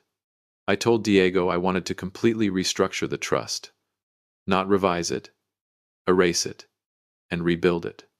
I removed Eric and his family from the inheritance list. I crossed out their names the same way I would cut away a piece of rotten wood with a saw blade. Betrayal must be answered with the precision of the law. I wasn't angry. Anger makes your hands shake when you're guiding a saw. I needed a steady hand to sign these documents. Diego asked if I was certain. I looked at my calloused hands. These were the hands that raised Eric, the same hands that built the house he was trying to take from me. When termites eat their way to the core of a tree, the only way to save the garden is to burn that tree down. I nodded. My signature cut across the paper, clean and decisive. I stepped out of the office. The Fresno sunlight reflected off the windshield of my pickup truck. I felt a strange sense of relief. Eric was still in that house. He was probably dreaming about selling it and investing the money into another logistics venture. He didn't realize that the ground beneath his feet had already disappeared. He was standing on an illusion created by his own greed. Handling a family crisis is like turning a block of hardwood on a lathe. If you rush, the wood will snap and fly back into your face. I hadn't rushed. I had waited. I had watched. And now I had my shield. A legal fire break had been built. Eric's fire might burn bright, but it would never reach me again. I drove toward the Tower District. My new apartment was small, but it was clean. It didn't carry the smell of lies. I began planning the next step. I needed Terry Bennett, a private investigator with real experience. I wanted to know exactly what Eric had done with the roof repair invoices. I wanted to know what he had told the real estate brokerage offices. Firefighting taught me one thing: you never leave a single ember behind. All it takes is one glowing spark for the fire to rise again. I would extinguish every last hope they had. Slowly. With silence. And numbers. Eric believed he had won because I walked away. What he didn't understand was this: sometimes you step back only to deliver a more precise strike into the eye of the storm. This fight was no longer about money. It was about justice. It was about teaching ungrateful children a lesson they would never forget. A house is not just bricks and wood. It is respect. And they lost that respect the moment they whispered those cold words at their mother's funeral. Terry Bennett sat across from me, in a nearly empty diner. He placed a thick file on the polished wooden table. The smell of burnt coffee, mixed with the scent of asphalt drifting through the half-open window. Terry didn't waste time. He slid several photographs toward me. They showed Eric walking in and out of real estate offices. My son had already listed the house on Thesa Street for sale. He was using a forged power of attorney to claim he had the right to handle the transaction. He was trying to move my property before I even realized what he was doing. In carpentry, that's the kind of termite damage that eats deep into the grain of the wood. You don't see it from the outside, until the entire structure collapses. My chest tightened. Not from grief, from disgust at how calculated the plan was. Eric had planned every step. He thought I was an old firefighter past his prime. He thought I only knew how to use strength, not strategy. He was wrong. When you face a wildfire, you don't just watch the flames. You study the wind. You study the dryness of the soil. The next day, Christine asked to meet me at a cafe in the Tower District. She wore a modest floral dress. Her voice carried that warm, artificial tone people use when they are pretending to care. She talked about the idea of family and home. She said Eric was very worried about my health. Then she told me they just needed me to sign a few documents so it would be easier to manage the family property. I looked straight into her eyes. I asked only one question. What's the difference between my house and the place you two are living in? Christine froze. The smile on her lips stiffened like peeling paint. She started mumbling something about convenience and the future of their children. I stayed silent. My silence sat between us like a block of ironwood. Then I stood up and left the money for the coffee. I already had everything I needed. Terry had collected statements from the real estate brokers Eric had contacted. They had deliberately hidden the fact that I was still alive and still the legal owner of the property. This wasn't a family disagreement anymore. This was fraud. I drove straight to the main brokerage office in the city. I placed the original deed on the manager's desk. I watched the color drain from his face as he realized they had nearly been involved in an illegal property sale. I shut down every attempt Eric had made. I built a strong legal barrier around the house on Thesa Street. Firefighting teaches you that prevention is stronger than reaction. I stopped the fire while it was still just embers in Eric's mind. A strange calm settled over me. I didn't need to shout. Truth carries its own weight. An old oak tree doesn't need to prove its strength to the wind. It just stands. I returned to my temporary apartment. I began sharpening my chisels. Steel scraping across the whetstone made a sharp, cold sound. Each stroke strengthened my resolve. I would not let them take one single square foot of that house. I would show them something they had forgotten. A father's patience has limits. And when that limit is broken, the consequences can be more devastating than any wildfire they have ever seen. Night settled over the Central Valley, bringing cold winds with it. I sat by the window, looking in the direction of the old house. Eric and Christine were probably there right now, dreaming about the money they would make from selling it. They had no idea. I had already pulled the foundation out from beneath their feet. Tomorrow the truth would hit them like a flash flood, and they would have nowhere left to hide. I stood in the darkness of my new apartment in the Tower District. I watched the screen of my phone. Terry Bennett had just sent me a video from a hidden security camera. In front of the house on Thesa Street, a white moving truck was parked. Eric and Christine were carrying boxes outside. Those weren't their clothes. They were Linda's furniture. Greed had cost them their judgment. When they realized they couldn't sell the house, they decided to sell everything inside it instead. They were selling my memories for dirty cash. I picked up the phone. I dialed Eric's number. He answered after 3 rings. His voice sounded rushed. I took a deep breath. My voice stayed calm. No shouting. "Eric," I said, "I can see the white truck. You have 30 days to pack what belongs to you and leave the house. After that, the police will carry out an eviction order." Silence filled the line. A silence that smelled of guilt. Then Eric exploded into shouting about his rights and how unfair everything was. I didn't stop them from taking those items at that moment. Sometimes greed needs to finish its own work. They would pay for taking things that never belonged to them. I hung up. I didn't feel heartbreak anymore. That feeling died with Linda. I looked into the mirror. Ray Wallace. 69 years old. I spent my whole life saving things that belonged to other people. Now I was delivering justice for myself. It didn't feel good. It felt like cutting off a gangrenous arm to save the rest of the body. Painful, but necessary. I returned to my desk. I reviewed the legal documents one last time. Diego Romero had completed every step. The eviction order had been signed. Every attempt Eric and Christine made to move my property had been documented. They had dug their own grave with their own scheming. At night, the Central Valley carries a strange silence. I knew tomorrow would be a long day. The police would come. The truth would unfold in front of the neighbors. I would have to face the empty marks on the walls where the television once hung, but the structure of the house would still stand. Just like me. A house that took 34 years to build doesn't get sold in a single weekend, and a lifetime spent building honor cannot be destroyed by 2 ungrateful people. I closed my eyes.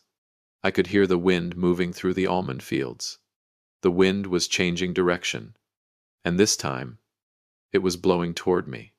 A strange sense of relief settled over me. This war was almost over. Justice is not revenge. Justice is balance. I lost Linda. I also lost a son who let greed blind him. But I found something else. I found myself again. A calm man standing in the eye of the storm. A firefighter who had finally brought the last fire under control. The next morning I returned to Thesis Street. The white truck was gone. Only tire tracks remained pressed into the dry yellowed grass. I unlocked the door with the original key. The house felt brutally empty. Eric and his wife were probably somewhere enjoying the little money they had made selling my belongings. There was no laughter, no smell of Linda's cooking, only dust and betrayal hanging in the air. Eric had done exactly what I expected. He had removed the 65-inch television I installed myself. He took the oak dining set I spent 6 months polishing by hand. On the walls, only gray scars remained where family photographs once hung. They took everything with material value. But they didn't understand something important. The real value of this house lived in the beams and foundation they could never reach. In truth, sooner or later, the entire estate would have been theirs anyway. All they had to do was behave with a little respect. I stood in the middle of the living room. The silence pressed down like weight. I took a deep breath. The air inside the house felt thick and stale. I opened the windows and let the Central Valley wind move through the rooms. Then I looked again at the file Terry had sent me. Eric had sold his mother's memorial dining table for 1/10 of its real value. He had been desperate for fast cash. And desperation is the biggest mistake a man can make. I picked up my phone and called Diego Romero. I told him to immediately file a property damage claim. Not a few $100s. Thousands.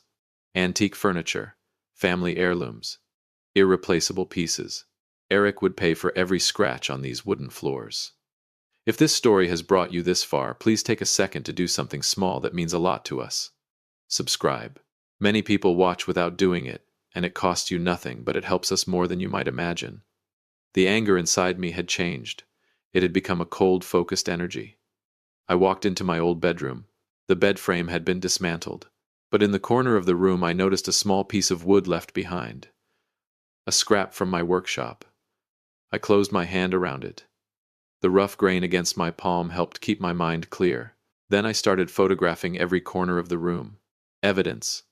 Proof of property destruction before the eviction order had fully taken effect. Eric thought he was clever for taking everything. He didn't realize that every object he carried away was another piece of evidence against him in court. He was writing his own sentence. I sat down on the empty floor. The heat of May began creeping into the house. But I didn't feel lonely anymore. Instead, I felt a strange calm. I had finally removed the rotten parts from my life. The house was clean now, free of greedy hands. I would rebuild it, or I would sell it, and begin an entirely new journey. Handling a family crisis is like turning a block of hardwood on a lathe. You have to know when to stop and inspect the surface. I've already done that. The surface is scratched and damaged, but the core of the wood is still intact. My name is Ray Wallace, and I have never failed to protect what belongs to me.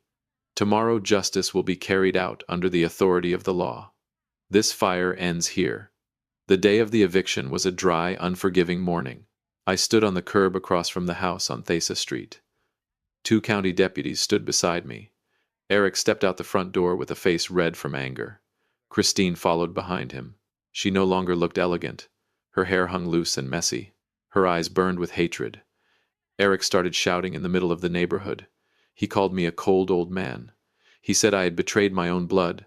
I stood still like a slab of stone. I looked at him the way a firefighter watches a dying pile of embers. There was nothing left to argue about. His fire had no fuel left. All that remained was black smoke and meaningless insults. One of the deputies handed Eric the final documents. It was a compensation demand of $8,800 for the furniture they had sold off. Eric stared at the number. Then he looked at me. His hands began to shake. He finally understood that every escape route had been sealed. His cunning had collided with the legal wall I had spent a month building. I didn't feel victory. I only felt completion, like hammering the final nail into a coffin that holds your worst memories. I watched them load the last bags into their car. There was no goodbye, no apology, only the silence of people defeated by their own greed. When their car disappeared beyond the almond trees, I walked back into the house. Now the house was truly mine again. Empty. Still, I walked into the room where Eric used to live. The smell of cigarettes and disorder still lingered in the air. I opened the windows wide. I let the Central Valley wind sweep away the last traces of their ingratitude. Then I picked up a broom. I began sweeping the debris they had left behind. Each stroke of the broom felt like a release. Justice had been carried out. Poetic justice. Not through violence, but through calm resolve and precise numbers written on paper. Eric and Christine would now live in rented apartments. They would have to pay for their lives with their own labor, the work they had spent so long trying to avoid. I walked down to the woodworking shop in the basement. I turned on the lights. A soft yellow glow spread across the saws and the stacks of oak waiting nearby. This was where I truly belonged. There is no betrayal here. Only the honest grain of wood. I placed my hand on the surface of the lathe table. It still held a little warmth from the last time I worked. 69 years old is not the end. It is the moment when you finally have enough experience to tell the difference between good wood and rotten wood. I have removed the rotten parts from my life. Now it is time to create something new. I looked into the mirror once more. My eyes had returned to calm. The fire had been completely extinguished.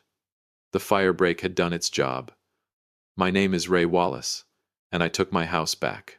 Both the house made of brick and wood, and the house inside my soul. Everything began again from zero, but at least it was a clean zero.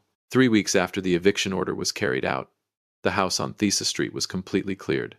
Every trace of Eric and Christine had disappeared.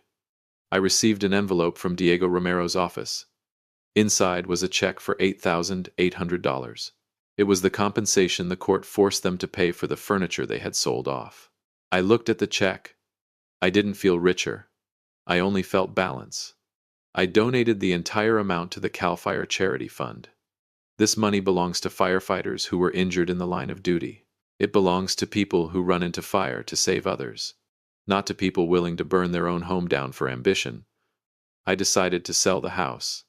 34 years is a long time, but a house that took 34 years to build should not be sold in a single weekend. I chose a young family as the buyers. They looked at the house with hopeful eyes, just like Linda and I did in 1991. I handed them the original key with a peaceful heart. It was a considerable amount of money. Money that should have been my son's inheritance, if he had only known how to behave with dignity. But that was no longer possible. I moved to a smaller house near the foothills. The workshop there was larger. My brother Harry lived nearby. Every afternoon we sat beside the wood lathe. The motor hummed steadily. The smell of pine wood and sawdust filled the air. The Central Valley is still brutally hot in the summer, but the shade here feels gentle. Justice doesn't need to be loud.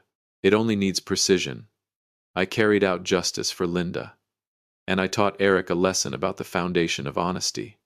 Harry looked at me and asked if I regretted anything. I adjusted the chisel. Steel touched wood and created a surface as smooth as silk. I had no regrets. Handling a family crisis is like turning a block of hardwood on a lathe. If you rush, the wood will fly back and hit you in the face. I was patient, and now I have peace. I looked out the window. The almond fields stretched to the horizon. My life now is simpler, calmer, stronger. Betrayal has faded away like smoke after a wildfire. My name is Ray Wallace. I spent my whole life putting out fires, and this final fire helped me find myself among the ashes. Everything in life has its price. The price of freedom is loneliness at the beginning, but the price of tolerating evil is the collapse of your entire soul. I chose correctly. I turned off the lathe. Silence filled the workshop. But it wasn't the dead silence of Thesis Street. It was the silence of a finished masterpiece. If you enjoyed this story, please like the video, subscribe to the channel, and share your thoughts about the story in the comments. To hear the next story, click the box on the left. Thank you for watching. Just one seat at the graduation ceremony showed me exactly where I stood in my own family. It began with a phone call I was never supposed to overhear, and ended with a silence so heavy it crushed everything inside me. For 17 years, I had never missed a single milestone in Jasmine's life. Today was her graduation day at Howard University. I woke up at 5 in the morning. I carefully ironed my best shirt. I slowly tied the necktie Jasmine had given me for my birthday 3 years ago. I was proud. I was happy. I truly believed I was the luckiest father in the world. But my world collapsed, right there in the entrance hall. Diane walked toward me with a cold expression on her face. She would not even look me in the eyes. She handed me a small piece of paper and whispered in a quiet but merciless voice, "You should sit in the backup seats at the back. The front row belongs to Marcus. Jasmine needs graduation photos with her real father. Having you there would ruin the perfect family picture." Her words stabbed straight into my chest. I stood frozen among the crowd. I looked down at the ticket in my hand. Seat 15. The very last row. The place reserved for unwanted guests. The place hidden behind the bright stage lights. Up front, Jasmine was smiling brightly in her graduation gown. She threw her arms around Marcus, the man who had not paid a single dollar in child support for 17 years. The man who only showed up after all the hard work was already done. "Dad, I did it," Jasmine shouted happily. And she was not talking to me. I stood there, holding a bouquet of deep red roses. I had handpicked every single flower for my daughter. Without realizing it, I squeezed the stems tighter and tighter. Sharp thorns pierced deep into my skin. Warm blood trickled down, slowly, soaking through the silver wrapping paper. But that physical pain meant nothing compared to the humiliation tearing through my soul. Had I really spent my entire life raising a child with my own blood, sweat, and sacrifice, only to be treated like a stranger in the end? Welcome to Dad's Revenge Real Life. Don't forget to leave a comment and subscribe to the channel. You are going to love it here. Betrayal does not always come like a slap across the face. Sometimes it comes when the people you love ask you to step aside so someone else can enjoy the rewards of your sacrifice. I turned around and walked away. I left behind their fake laughter and hollow happiness. The thunderous applause echoing through the halls of Howard University sounded unbearable to my ears. I sat alone on an ice-cold stone bench outside the campus. The blood on my palms had already dried into dark stains. Memories from the last 17 years came flooding back like a slow-moving film, crushing my chest with every passing second. Jasmine was 7 years old that year. She came home sobbing because other children mocked her crooked teeth. Seeing my little girl cry tore me apart inside. Diane looked at me and sighed. Braces at that time cost more money than we could possibly afford. But I promised my daughter I would give her the best life I could, and I kept that promise. That was when my endless nights at the frozen warehouse began. My shift started at 10 at night and ended at 6 the next morning. I carried heavy boxes weighing dozens of pounds inside temperatures below freezing. My body trembled constantly. My fingers ached every time the weather changed. My back hurt so badly there were mornings when I could barely stand upright. But every month when I saw the savings growing little by little, I smiled. My love for this family was never built on sweet words. It was written in cold numbers on bank statements. Numbers bought with my sweat and blood. I denied myself everything so Diane and Jasmine could live comfortably and never feel inferior to anyone else. I believed my sacrifices were building a strong and loving home. But I was wrong. I was building a magnificent castle on sand. And sand always washes away. Today's betrayal was not sudden. It had been growing quietly for 17 years, fed by my own silence and tolerance.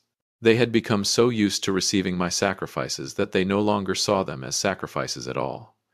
To them, my pain had become normal, expected. If you have ever felt taken for granted after giving someone everything, you had hit the like button. I slowly stood up.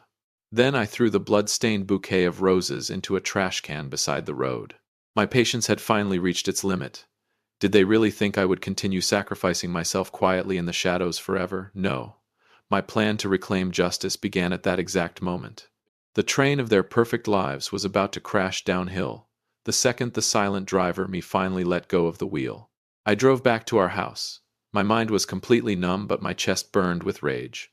For 17 years I had lived inside a world built on cruel contradictions. I finally realized that I had only ever been the silent worker behind the curtain while someone else played the hero making empty promises. When Jasmine was 14, she dreamed of joining the city's professional ballet academy. The tuition for that prestigious arts program was outrageously expensive. Marcus showed up one evening carrying a bright red rose. He smiled confidently and promised Jasmine he would pay every cent of her tuition. Jasmine nearly exploded with happiness. She threw her arms around him, took pictures together, and posted them all over social media. Thousands of people liked the photo beneath the caption, "The best dad in the world." But 3 days later, the tuition bill arrived at our house. Marcus blocked Diane's phone number. Then he disappeared, without a trace. I was the one who quietly pushed my only motorcycle to a pawn shop and sold it to pay for Jasmine's classes. For an entire year, I walked to work through rain, snow, and freezing winds because I no longer had a vehicle. Jasmine never knew the truth. She still believed the money came from Marcus. And I stayed silent because I did not want to destroy the image of her biological father in her heart. My sacrifices had slowly turned me into air inside that house. And air is invisible. Nobody notices air until they start suffocating.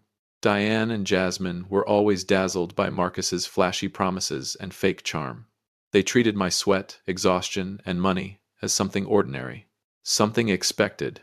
When Marcus bought a cheap bracelet, they treasured it like priceless gold. When I provided an entire stable life, they treated it as nothing more than the duty of a servant. This injustice had to end. Marcus's fake brilliance and their endless ingratitude had pushed me to the edge. They had no idea that the true face behind all those promises was about to be exposed in the most brutal way possible. And this was only the beginning. The breaking point came when Jasmine received her acceptance letter to Howard University. The tuition was an enormous burden. And just like every other time, Marcus appeared right on cue. He promised he would take care of everything. But 1 week before enrollment, he suddenly vanished again. He sent a short message claiming his investments had failed and that he was bankrupt. Jasmine cried until her eyes were swollen. Diane nearly lost her mind with panic. And once again I stepped in to carry the weight they could not bear. I made the decision to withdraw every dollar from the retirement fund I had spent half my life building. That money was supposed to protect me in old age. My hands trembled as I signed the withdrawal papers, but my heart felt strangely calm. I believed this sacrifice would finally prove the depth of my unconditional love. I believed they would finally understand who had truly stood beside them whenever storms came crashing down. I was wrong. That retirement fund bought me nothing except a betrayal so cruel it had been planned long before I ever discovered it. 1 week before the graduation ceremony, I came home earlier than usual because of severe back pain. The house was quiet. Then I heard whispers coming from the master bedroom. It was Diane. She was speaking to Marcus on the phone.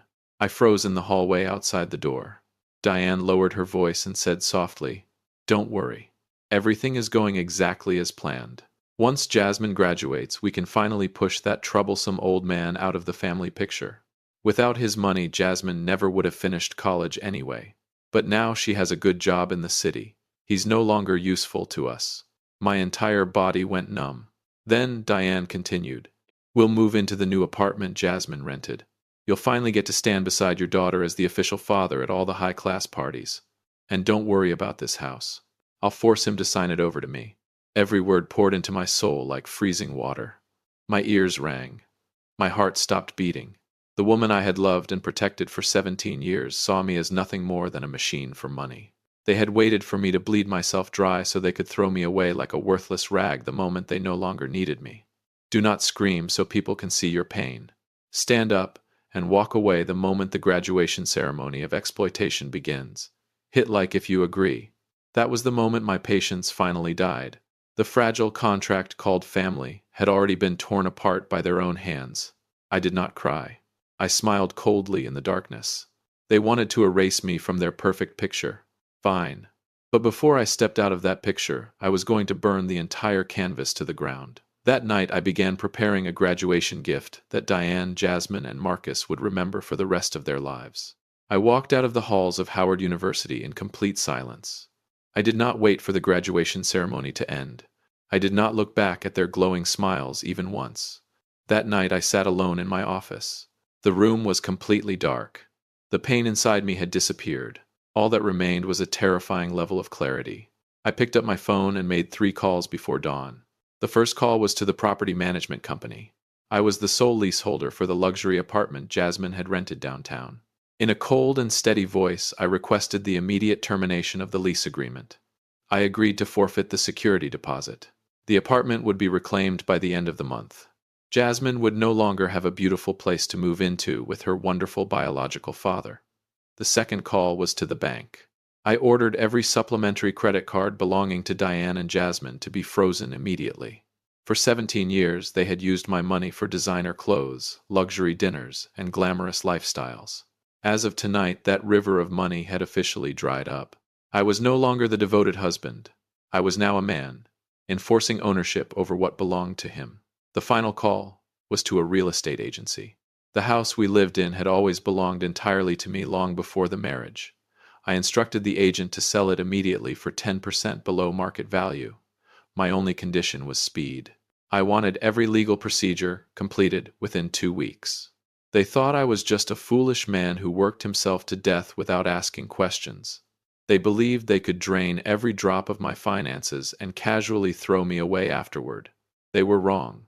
I was the one who built their fake paradise with my own hands, and I could destroy it just as easily. This war had only begun, and they were still celebrating their victory, without realizing the ground beneath them was already collapsing. Tomorrow morning, when the sun rises, Diane and Jasmine will receive their first brutal slap from reality. Are you curious to see how they react when they realize the gold mine they despised has officially closed forever? Stay tuned for the next chapter to witness the full force of this reckoning. The next morning, Diane and Jasmine returned home just after sunrise. I was sitting calmly in the living room reading the newspaper and sipping a cup of bitter coffee. They walked inside, looking exhausted, but their smiles still filled the room. The moment Diane saw me, she started complaining. She grumbled that Marcus had once again forgotten his wallet during their celebration dinner at a 5-star restaurant the night before. Jasmine immediately defended her biological father. "A great man like Marcus should not have to worry about petty money problems," she said proudly. I did not say a single word. I simply smiled. Their awakening began less than an hour later. On her way to work, Diane stopped at her usual Starbucks for one of her expensive coffees. Casually, she swiped the supplementary credit card I had given her years ago. Beep. The payment machine rejected it. The cashier gave her an awkward smile. "I'm sorry, ma'am. Your card has been declined." Diane frowned in irritation and tried again. Declined. Again. This time, panic flashed across her face. Seconds later, my phone rang. The moment I answered, Diane exploded with fury. "Lucas, what did you do to my account? Unlock the card. Right now I'm standing here humiliating myself in this coffee shop." My voice remained perfectly calm. There's nothing wrong with the card. I canceled it. Starting today, you can pay for your perfect little life yourselves. Then I hung up before she could scream another word. At the exact same time, Jasmine received an urgent email from the property management company. The message informed her that the lease for her luxury apartment had been terminated immediately. She was required to remove all her belongings before the 31st of the month. That was when real panic finally began spreading through both of them. For the first time in years, they realized the invisible support system surrounding their lives was disappearing piece by piece. The glamorous mask they wore so proudly was slowly being ripped away layer after layer. But this was only a light appetizer before the real punishment began. Tonight's confrontation at the dinner table would expose every ugly truth completely. Did they really believe they could corner me so easily? Then they should prepare themselves for the final audit from the man they once called the troublesome old burden. That night, the family dinner table turned into a cold execution chamber. Diane and Jasmine stormed into the house with fury burning across their faces. They slammed their hands onto the table and shouted directly at me. "Have you lost your mind, Lucas? How dare you freeze our cards and cancel Jasmine's apartment? Do you have any idea how humiliated we were today?" I did not flinch. Slowly, I pushed a thick stack of documents across the table toward them. It was the most detailed financial audit they had ever seen in their lives. I looked directly at Jasmine. My voice was as cold as ice. "For 17 years, this is the exact amount I spent on both of you. $1,240,000. Your braces, your ballet academy tuition, your expensive education at Howard University. Every single dollar came from my sweat and blood." I leaned forward slightly. Marcus made promises. I was the one who carried them out. I was the one who emptied his retirement fund so you could hold your head high beside your wealthy classmates. And yet at your graduation yesterday, both of you pushed me to seat 15 in the back row so a man who contributed nothing could stand in the spotlight. Diane let out a mocking laugh. "So now you're counting every penny you spent on your wife and daughter. That's pathetic. This house belongs to me too. You can't treat us like this." Without changing my expression, I pulled out one final document: the property ownership papers and the completed sale agreement. I looked directly into Diane's eyes. "This house was entirely mine before we got married, and I already sold it. You have exactly 2 weeks to remove every belonging you own. The new owner takes possession on the 15th. Jasmine suddenly burst into tears. She stared at me with shock, fear, and desperation in her eyes. "Dad, are you throwing me away? Are you still my father?" Slowly, I stood up. I looked at the daughter I had once loved more than my own life. Then I answered in a low but unshakable voice. "I'm not throwing you away, Jasmine. I'm simply returning you to the place you chose for yourself. The front row beside your biological father." The room went silent. "You already planned to erase me from your family picture after graduation. I'm only helping you do it a little sooner." Diane and Jasmine stood frozen in place. Their faces turned pale. Not a trace of color remained. The brutal truth had completely shattered the fantasy they had been living in. But the punishment was still far from over, because the real question had not been answered yet. What would happen when their beloved hero Marcus finally had to face? Diane completely lost control.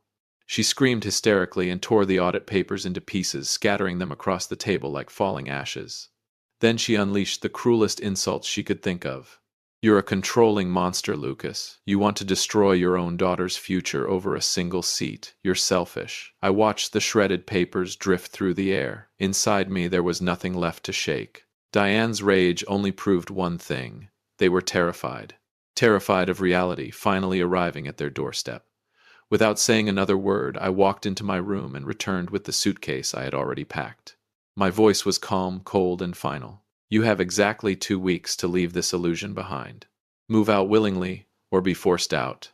Your choice. This house no longer has anything to do with me." Then I walked toward the front door. I did not look back at Jasmine's late tears or Diane's violent outburst echoing behind me. The night air in Annapolis was cold and fierce. I walked slowly down the familiar street leading toward the main road.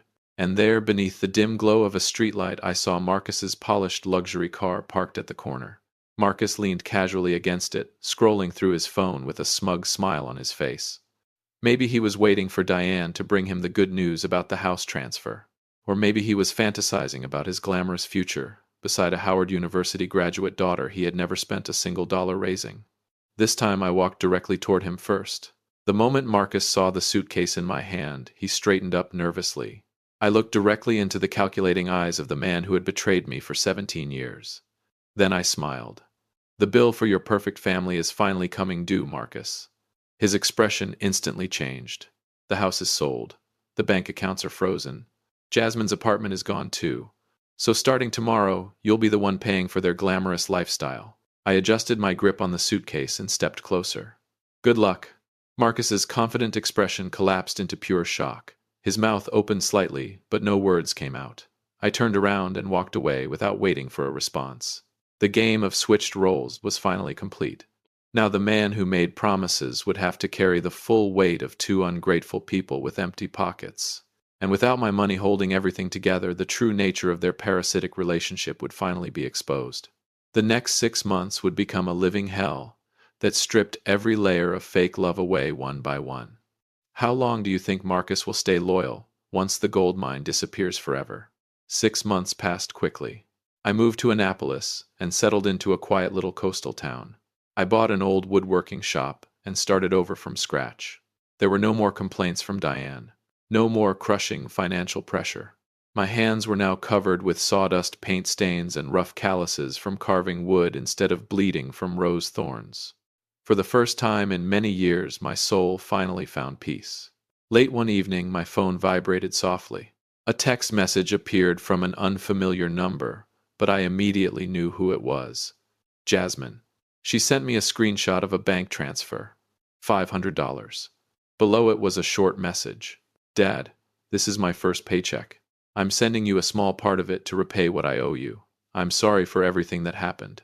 I hope you stay healthy." I stared silently at the screen for a long time. Surprisingly, I felt no hatred, no triumph either, only a strange sense of calm. For the first time in her life, Jasmine had begun to understand the value of hard work. She finally understood what it meant to earn money with sacrifice and exhaustion instead of taking it for granted. Through a few old acquaintances, I eventually learned what happened after I left. The truth revealed itself almost immediately. Just as I predicted, Marcus abandoned Diane within the very first week, after discovering she no longer had a house savings or financial security. He disappeared as quickly as he had once appeared. Marcus never wanted responsibility. He only loved comfort funded by someone else. Diane and Jasmine were forced to rent a tiny apartment on the outskirts of the city. For the first time in years, they had to face rent payments, utility bills, groceries, and financial stress completely on their own. But the greatest punishment was never poverty. The greatest punishment was forcing them to face reality without my silent protection standing behind them. Only after the glamorous curtain finally fell did they realize the man they looked down on had been the very person keeping them from collapsing into the abyss. Every debt of loyalty and betrayal had finally been settled. But my story does not end with revenge. Because inside this small woodworking shop lies the most important lesson I want to leave behind for all of you. Stay with me for the final reflections, because if you are also living through injustice, abandonment, or silent sacrifice, you may discover the path that finally sets you free. The soft scent of pine wood drifted through my small woodworking shop in Annapolis. The golden evening sunlight stretched across the handcrafted benches I had built with my own hands. I wiped the sweat from my forehead and quietly admired my work. After 17 long years, my journey had finally ended in a silence filled with dignity. I may have lost a fake family, but I finally found myself again. Standing inside this workshop, I learned 3 painful lessons about life. The first lesson is about self-worth. Never measure your value based on the approval of ungrateful people. The second lesson is about respect. Love without respect is nothing more than a cruel form of emotional parasitism. And the final lesson is about kindness. Never allow your kindness to become an unlimited free service. The more easily you sacrifice yourself, the more people begin to treat your pain as your obligation. I looked at the simple wooden chair I had just finished building. It stood firm and strong. It was not sitting in seat 15 behind anyone else's spotlight. It belonged on a stage built by my own hands. If people refuse to give you the seat you deserve, then build your own stage. Do not beg for pity. Do not tolerate humiliation just to preserve the illusion of a happy family. My story is a warning to everyone. silently sacrificing themselves in the dark. Your silence does not make selfish people grateful. It only feeds their greed. Be brave enough to walk away once your limits have been crossed. Join our community by hitting the like button and subscribing for more real, emotional, and hard-hitting family stories. And as always, thank you for being part of this space. I turned off the lights and closed the door to the workshop behind me. The streets of Annapolis were glowing beneath the night sky. And for the first time in many years, I walked forward feeling completely free. My real life was only beginning now.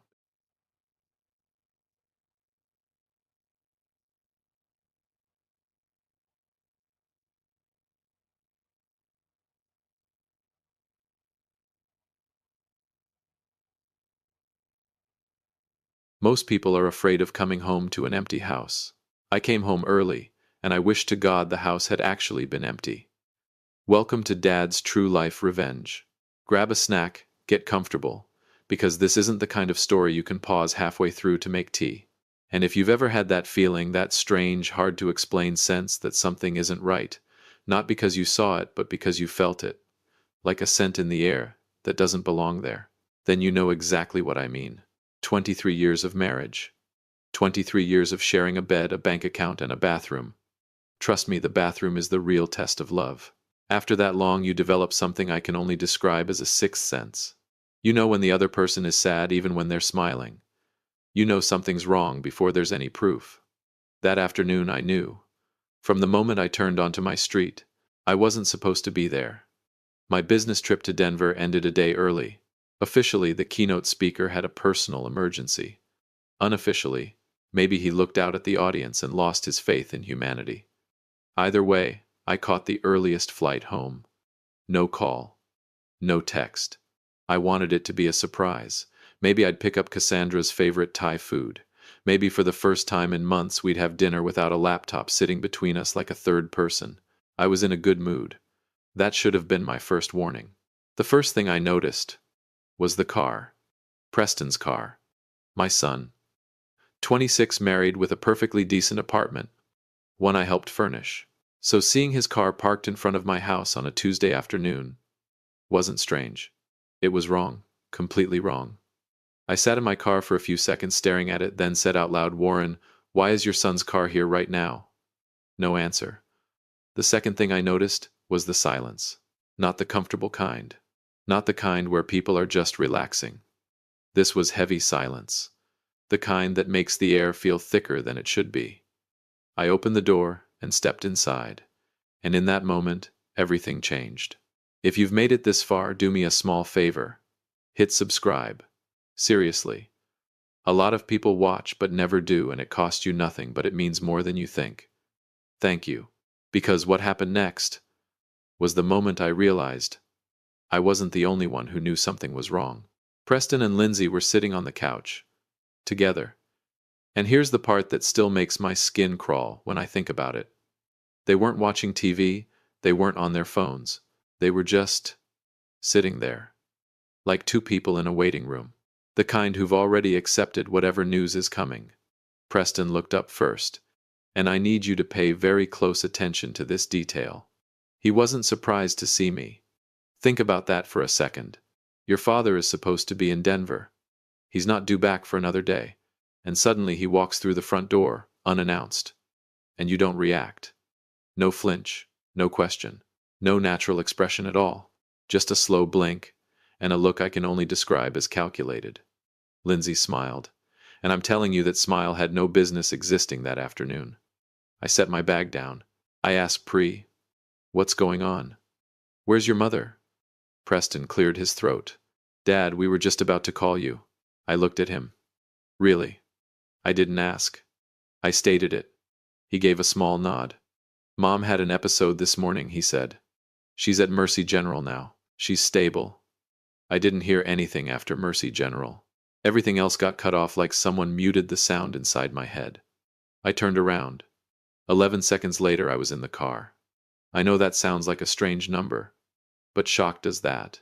It makes you remember meaningless details, while the important things try to tear you apart from the inside. I called Kurt on the way. Curtis Barnes. My best friend since 1987. He's seen me through everything: marital problems, 2 recessions, and the disaster that was my attempt to grow a beard in 2009. If there's anyone in this world who will tell me the truth without sugarcoating it, it's Kurt. He picked up on the second ring. Warren, what's going on? Cassandra's in the hospital, I said. Mercy General. I just got home and Preston and Lindsay were sitting in the living room like they already knew how the movie ends. Silence. On the other end. Then Kurt said, "What do you mean, knew how it ends?" "My son didn't react when I walked in," I said. "I'm supposed to be in Denver." Another pause. Then very quietly he said, "Warren, you need to stay calm." "I am calm," I said. "No," he replied. "You're driving. That's not the same thing." He wasn't wrong. Mercy General is 15 minutes from my house. I made it in 9. I will not be answering any questions about that. When I walked into the hospital, I knew one thing. That feeling I had standing at my front door. It didn't go away. It came with me. And now, it was bigger, heavier, sharper. It wasn't a hunch anymore. It was a warning. Dr. Beverly Nash met me at the nurse's station, a woman in her 50s, steady voice, unshaken eyes. I liked that. Right now, I needed stability more than anything. "Mr. Trevor," she said, "I'm glad you're here. Your wife was brought in this morning by your son." She paused just long enough for me to keep up. "She's showing signs of severe disorientation. Her organs are under stress. And there are elevated levels of toxicity in her blood." Toxicity. I repeated the word like I could understand it better if I slowed it down. She nodded. "We're running more tests, but I want to be direct with you. The pattern we're seeing doesn't match a sudden illness." Another pause. "It suggests something. Cumulative. Cumulative." That word hit like a silent punch. I placed my hand on the counter, trying to keep my voice level. "Doctor, are you telling me something has been introduced into my wife's system?" She didn't answer right away. She looked straight at me. "I'm saying we need answers. And I believe you do too." I walked into the room, and I thought I was prepared. I wasn't. I've seen Cassandra in a lot of states. Laughing so hard she couldn't breathe. Angry enough to make me rethink every decision I've ever made. Exhausted. Radiant. Broken. But I had never seen her like this. She looked drained. Like someone had found a switch inside her and slowly turned down everything that made her, her. Machines hummed in steady rhythm. An IV dripped quietly. And the woman who once chased a contractor out of our house with a wooden spoon for cutting corners was lying there. Small. I sat beside her, took her hand. It was colder than I expected. I leaned in and said softly, "I'm here, and I'm not going anywhere until I know exactly what happened to you. I'm not a man who makes promises lightly. But when I do, I keep them." I stepped back outside. Preston and Lindsay were in the waiting area. Of course they were. Preston stood up. "Dad, we need to talk." "There are things you don't." I raised my hand. "Just once." He stopped mid-sentence. There must have been something on my face in that moment. I don't know what it was. But it was enough. I said, "Not now." Then I turned away.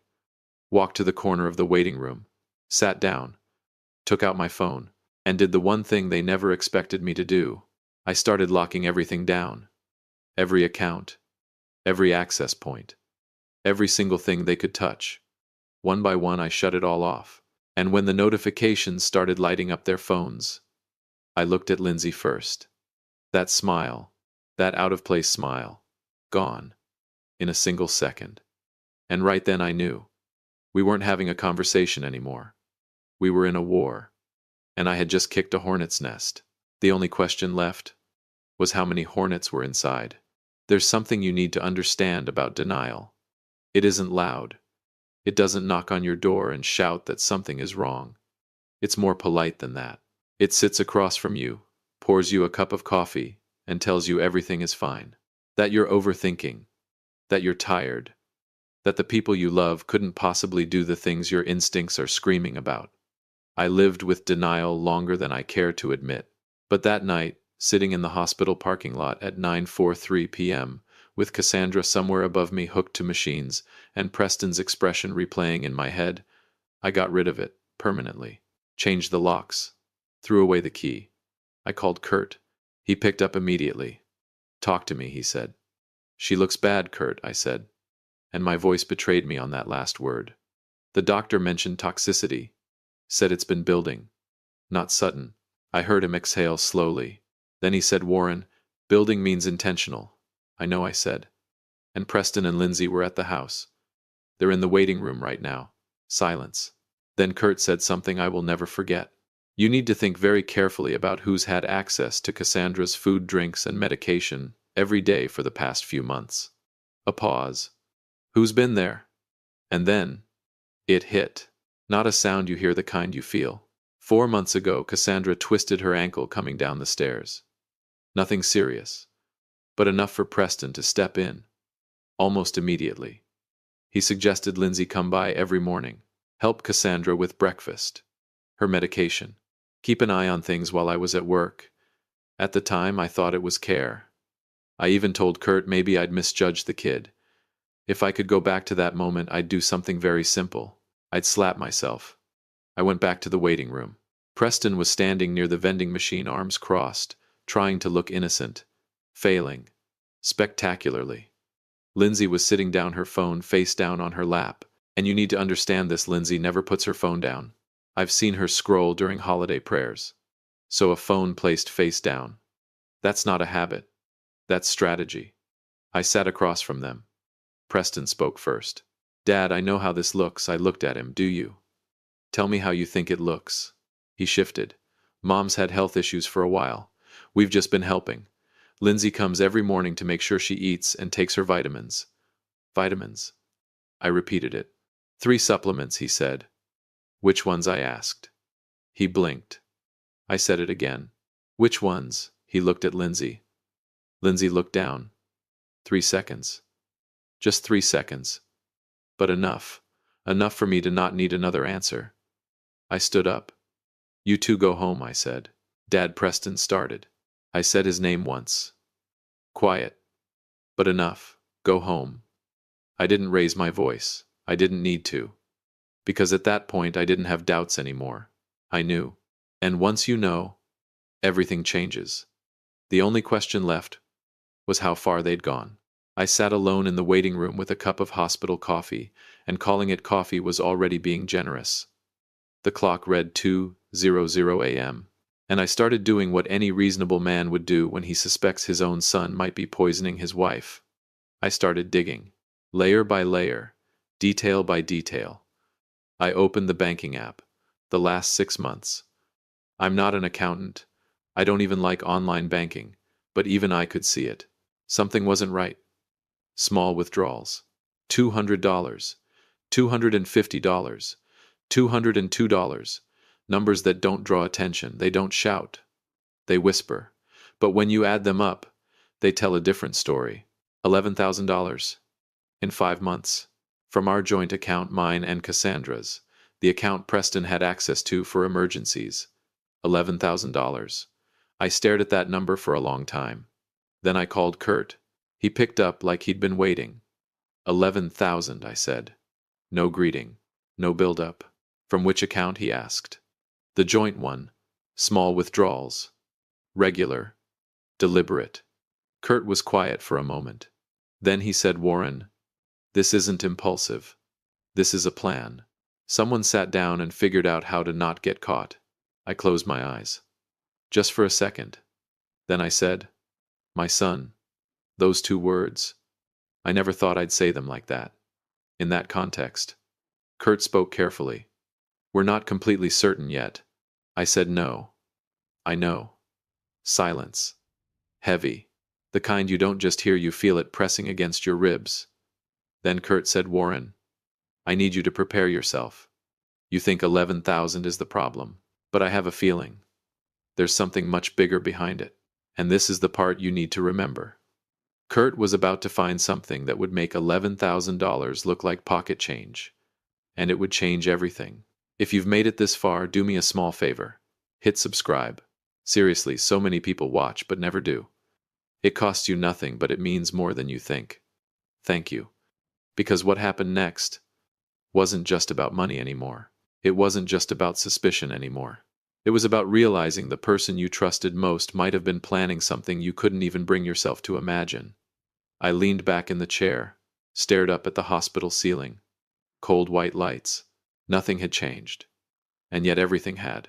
And for the first time in hours, I wasn't wondering if I was right. I started wondering what I was still missing. The next morning, Kurt called me at 7:14. I remember the exact time, because I was staring at the clock, watching every minute crawl by waiting to be allowed in to see Cassandra. He didn't say hello. He went straight in. "Warren, you need to prepare yourself." I didn't stand. I sat down, set my coffee aside. "Go on." 6 weeks before Cassandra was admitted, she met with an attorney about her will. Alone. She didn't tell you. I closed my eyes. That part wasn't unusual. Cassandra liked surprises. She planned everything. Birthdays, anniversaries. Even dinner could feel like a military operation. But what Kurt said next that changed everything. She updated her insurance policy. The old one, Preston, was the secondary beneficiary. Standard. You set that up years ago. But Cassandra changed it. She removed Preston completely and transferred the full benefit to a charitable foundation. One she's been quietly building for the past 2 years. The policy value $2.3 million. I didn't say anything. Not because I had nothing to say, but because everything suddenly connected, like pieces of a puzzle snapping into place. Preston knew. I don't know how, but he knew. He knew his mother was about to erase his name from $2.3 million. And instead of calling her, instead of asking, instead of doing anything a normal person would do, he sat down with his wife and made a decision.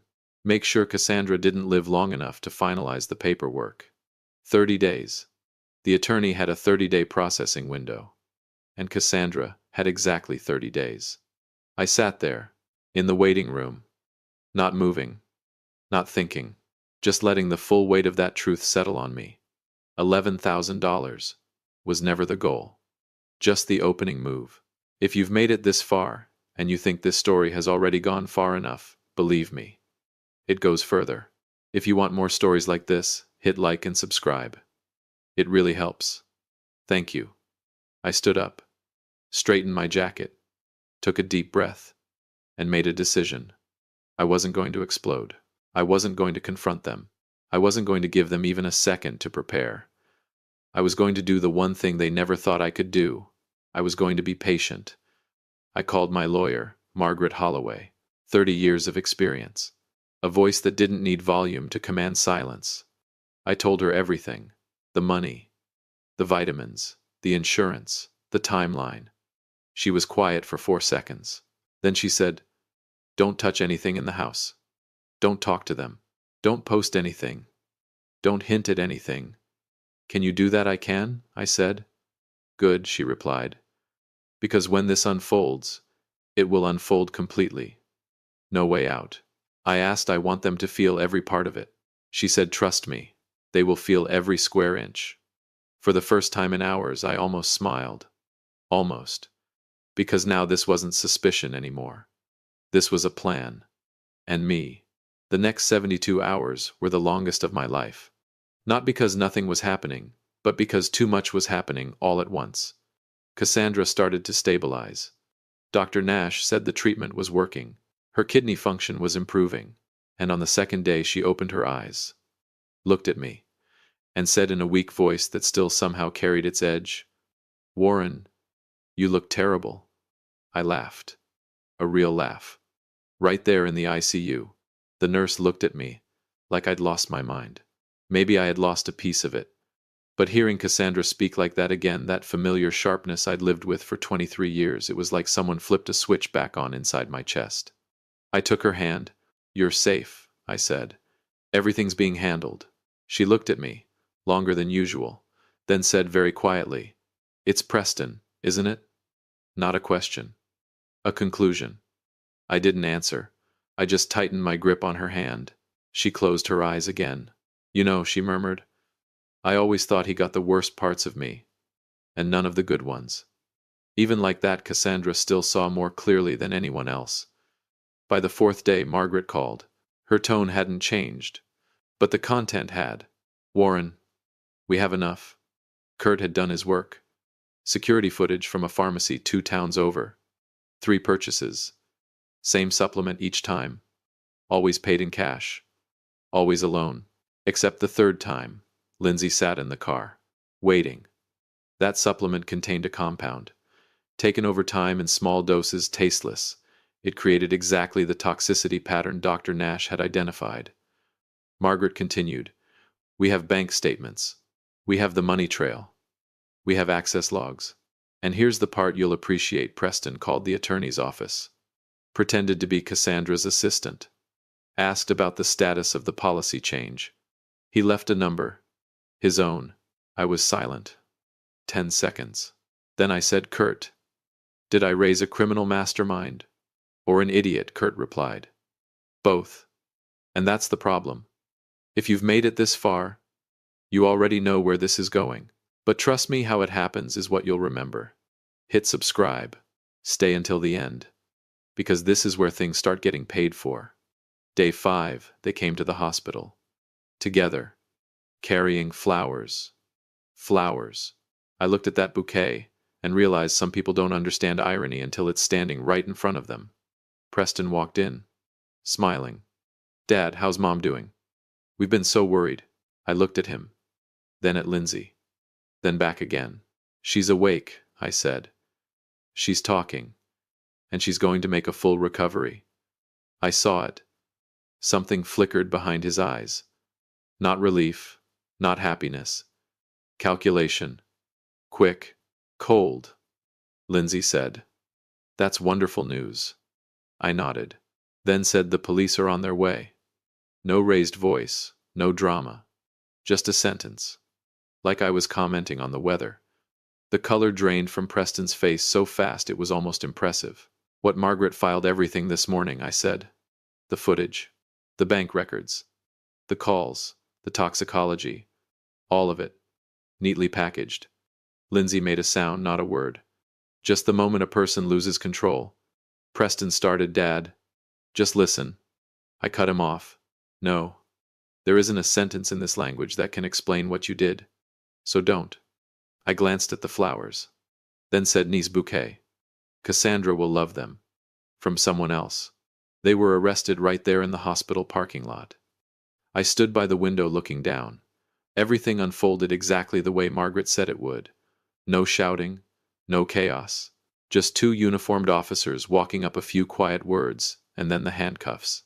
Preston tried to say something. He always believed words were his strongest weapon. This time they didn't work. Lindsay stayed silent. The calculated kind of silence. Like she was already one move ahead, thinking about deals, thinking about reduced sentences. Kurt was standing next to me. I didn't even notice when he arrived. He's always been like that. Shows up when it matters. He asked, how do you feel? I thought for a moment. Then I told the truth. Like I've aged 10 years in 5 days. Like I want to sleep for a month. Like I've lost something I'm never getting back. I paused. Then added, but also, like this is the first time in my life I'm completely certain about something. Kurt nodded. What about Cassandra? I turned back toward the hallway. Through the small window of her room I could see her. Small, but still there. Cassandra's going to be fine, I said. She always is. She's the strongest person I know, and she chose to marry me. That alone proves she can survive anything. Kurt laughed. A real laugh. Light, short, but enough to take some weight out of the air. 3 months later, Cassandra walked back into the house. A Saturday morning. Golden light spilling through the hallway. She stood there looking around like she was taking inventory of everything she almost lost. Then she turned to me and said, Warren, the kitchen needs repainting. I looked at her, then at the wall, then back at her. No chance, I said. I just painted it 2 years ago. She pointed. That's not white, she said. That's the color of an administrative apology. I looked again, then picked up my phone and called a painter. If you've come this far with me, you've seen everything. But there's one thing you should take with you. You can't control what people become in the dark. You can only control what you do when the lights come on. If this story made you think, if it made you feel something, join us. Hit like, subscribe. Because stories like this, they're not just about revenge, they're about truth. And what we do when we finally see it.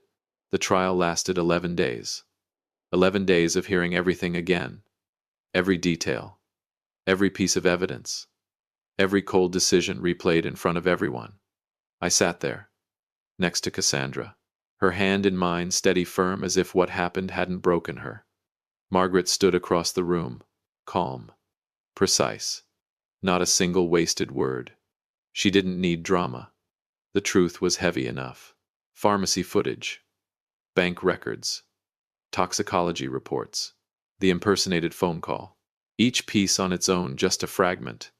But put together, it wasn't suspicion anymore. It was a map, a plan, clear, calculated, intentional. Preston sat there in a suit I once paid for, staring straight ahead. Not at me, not at Cassandra. Lindsay was different. She kept looking around, assessing, measuring, like she was still searching for a way out. But there wasn't one.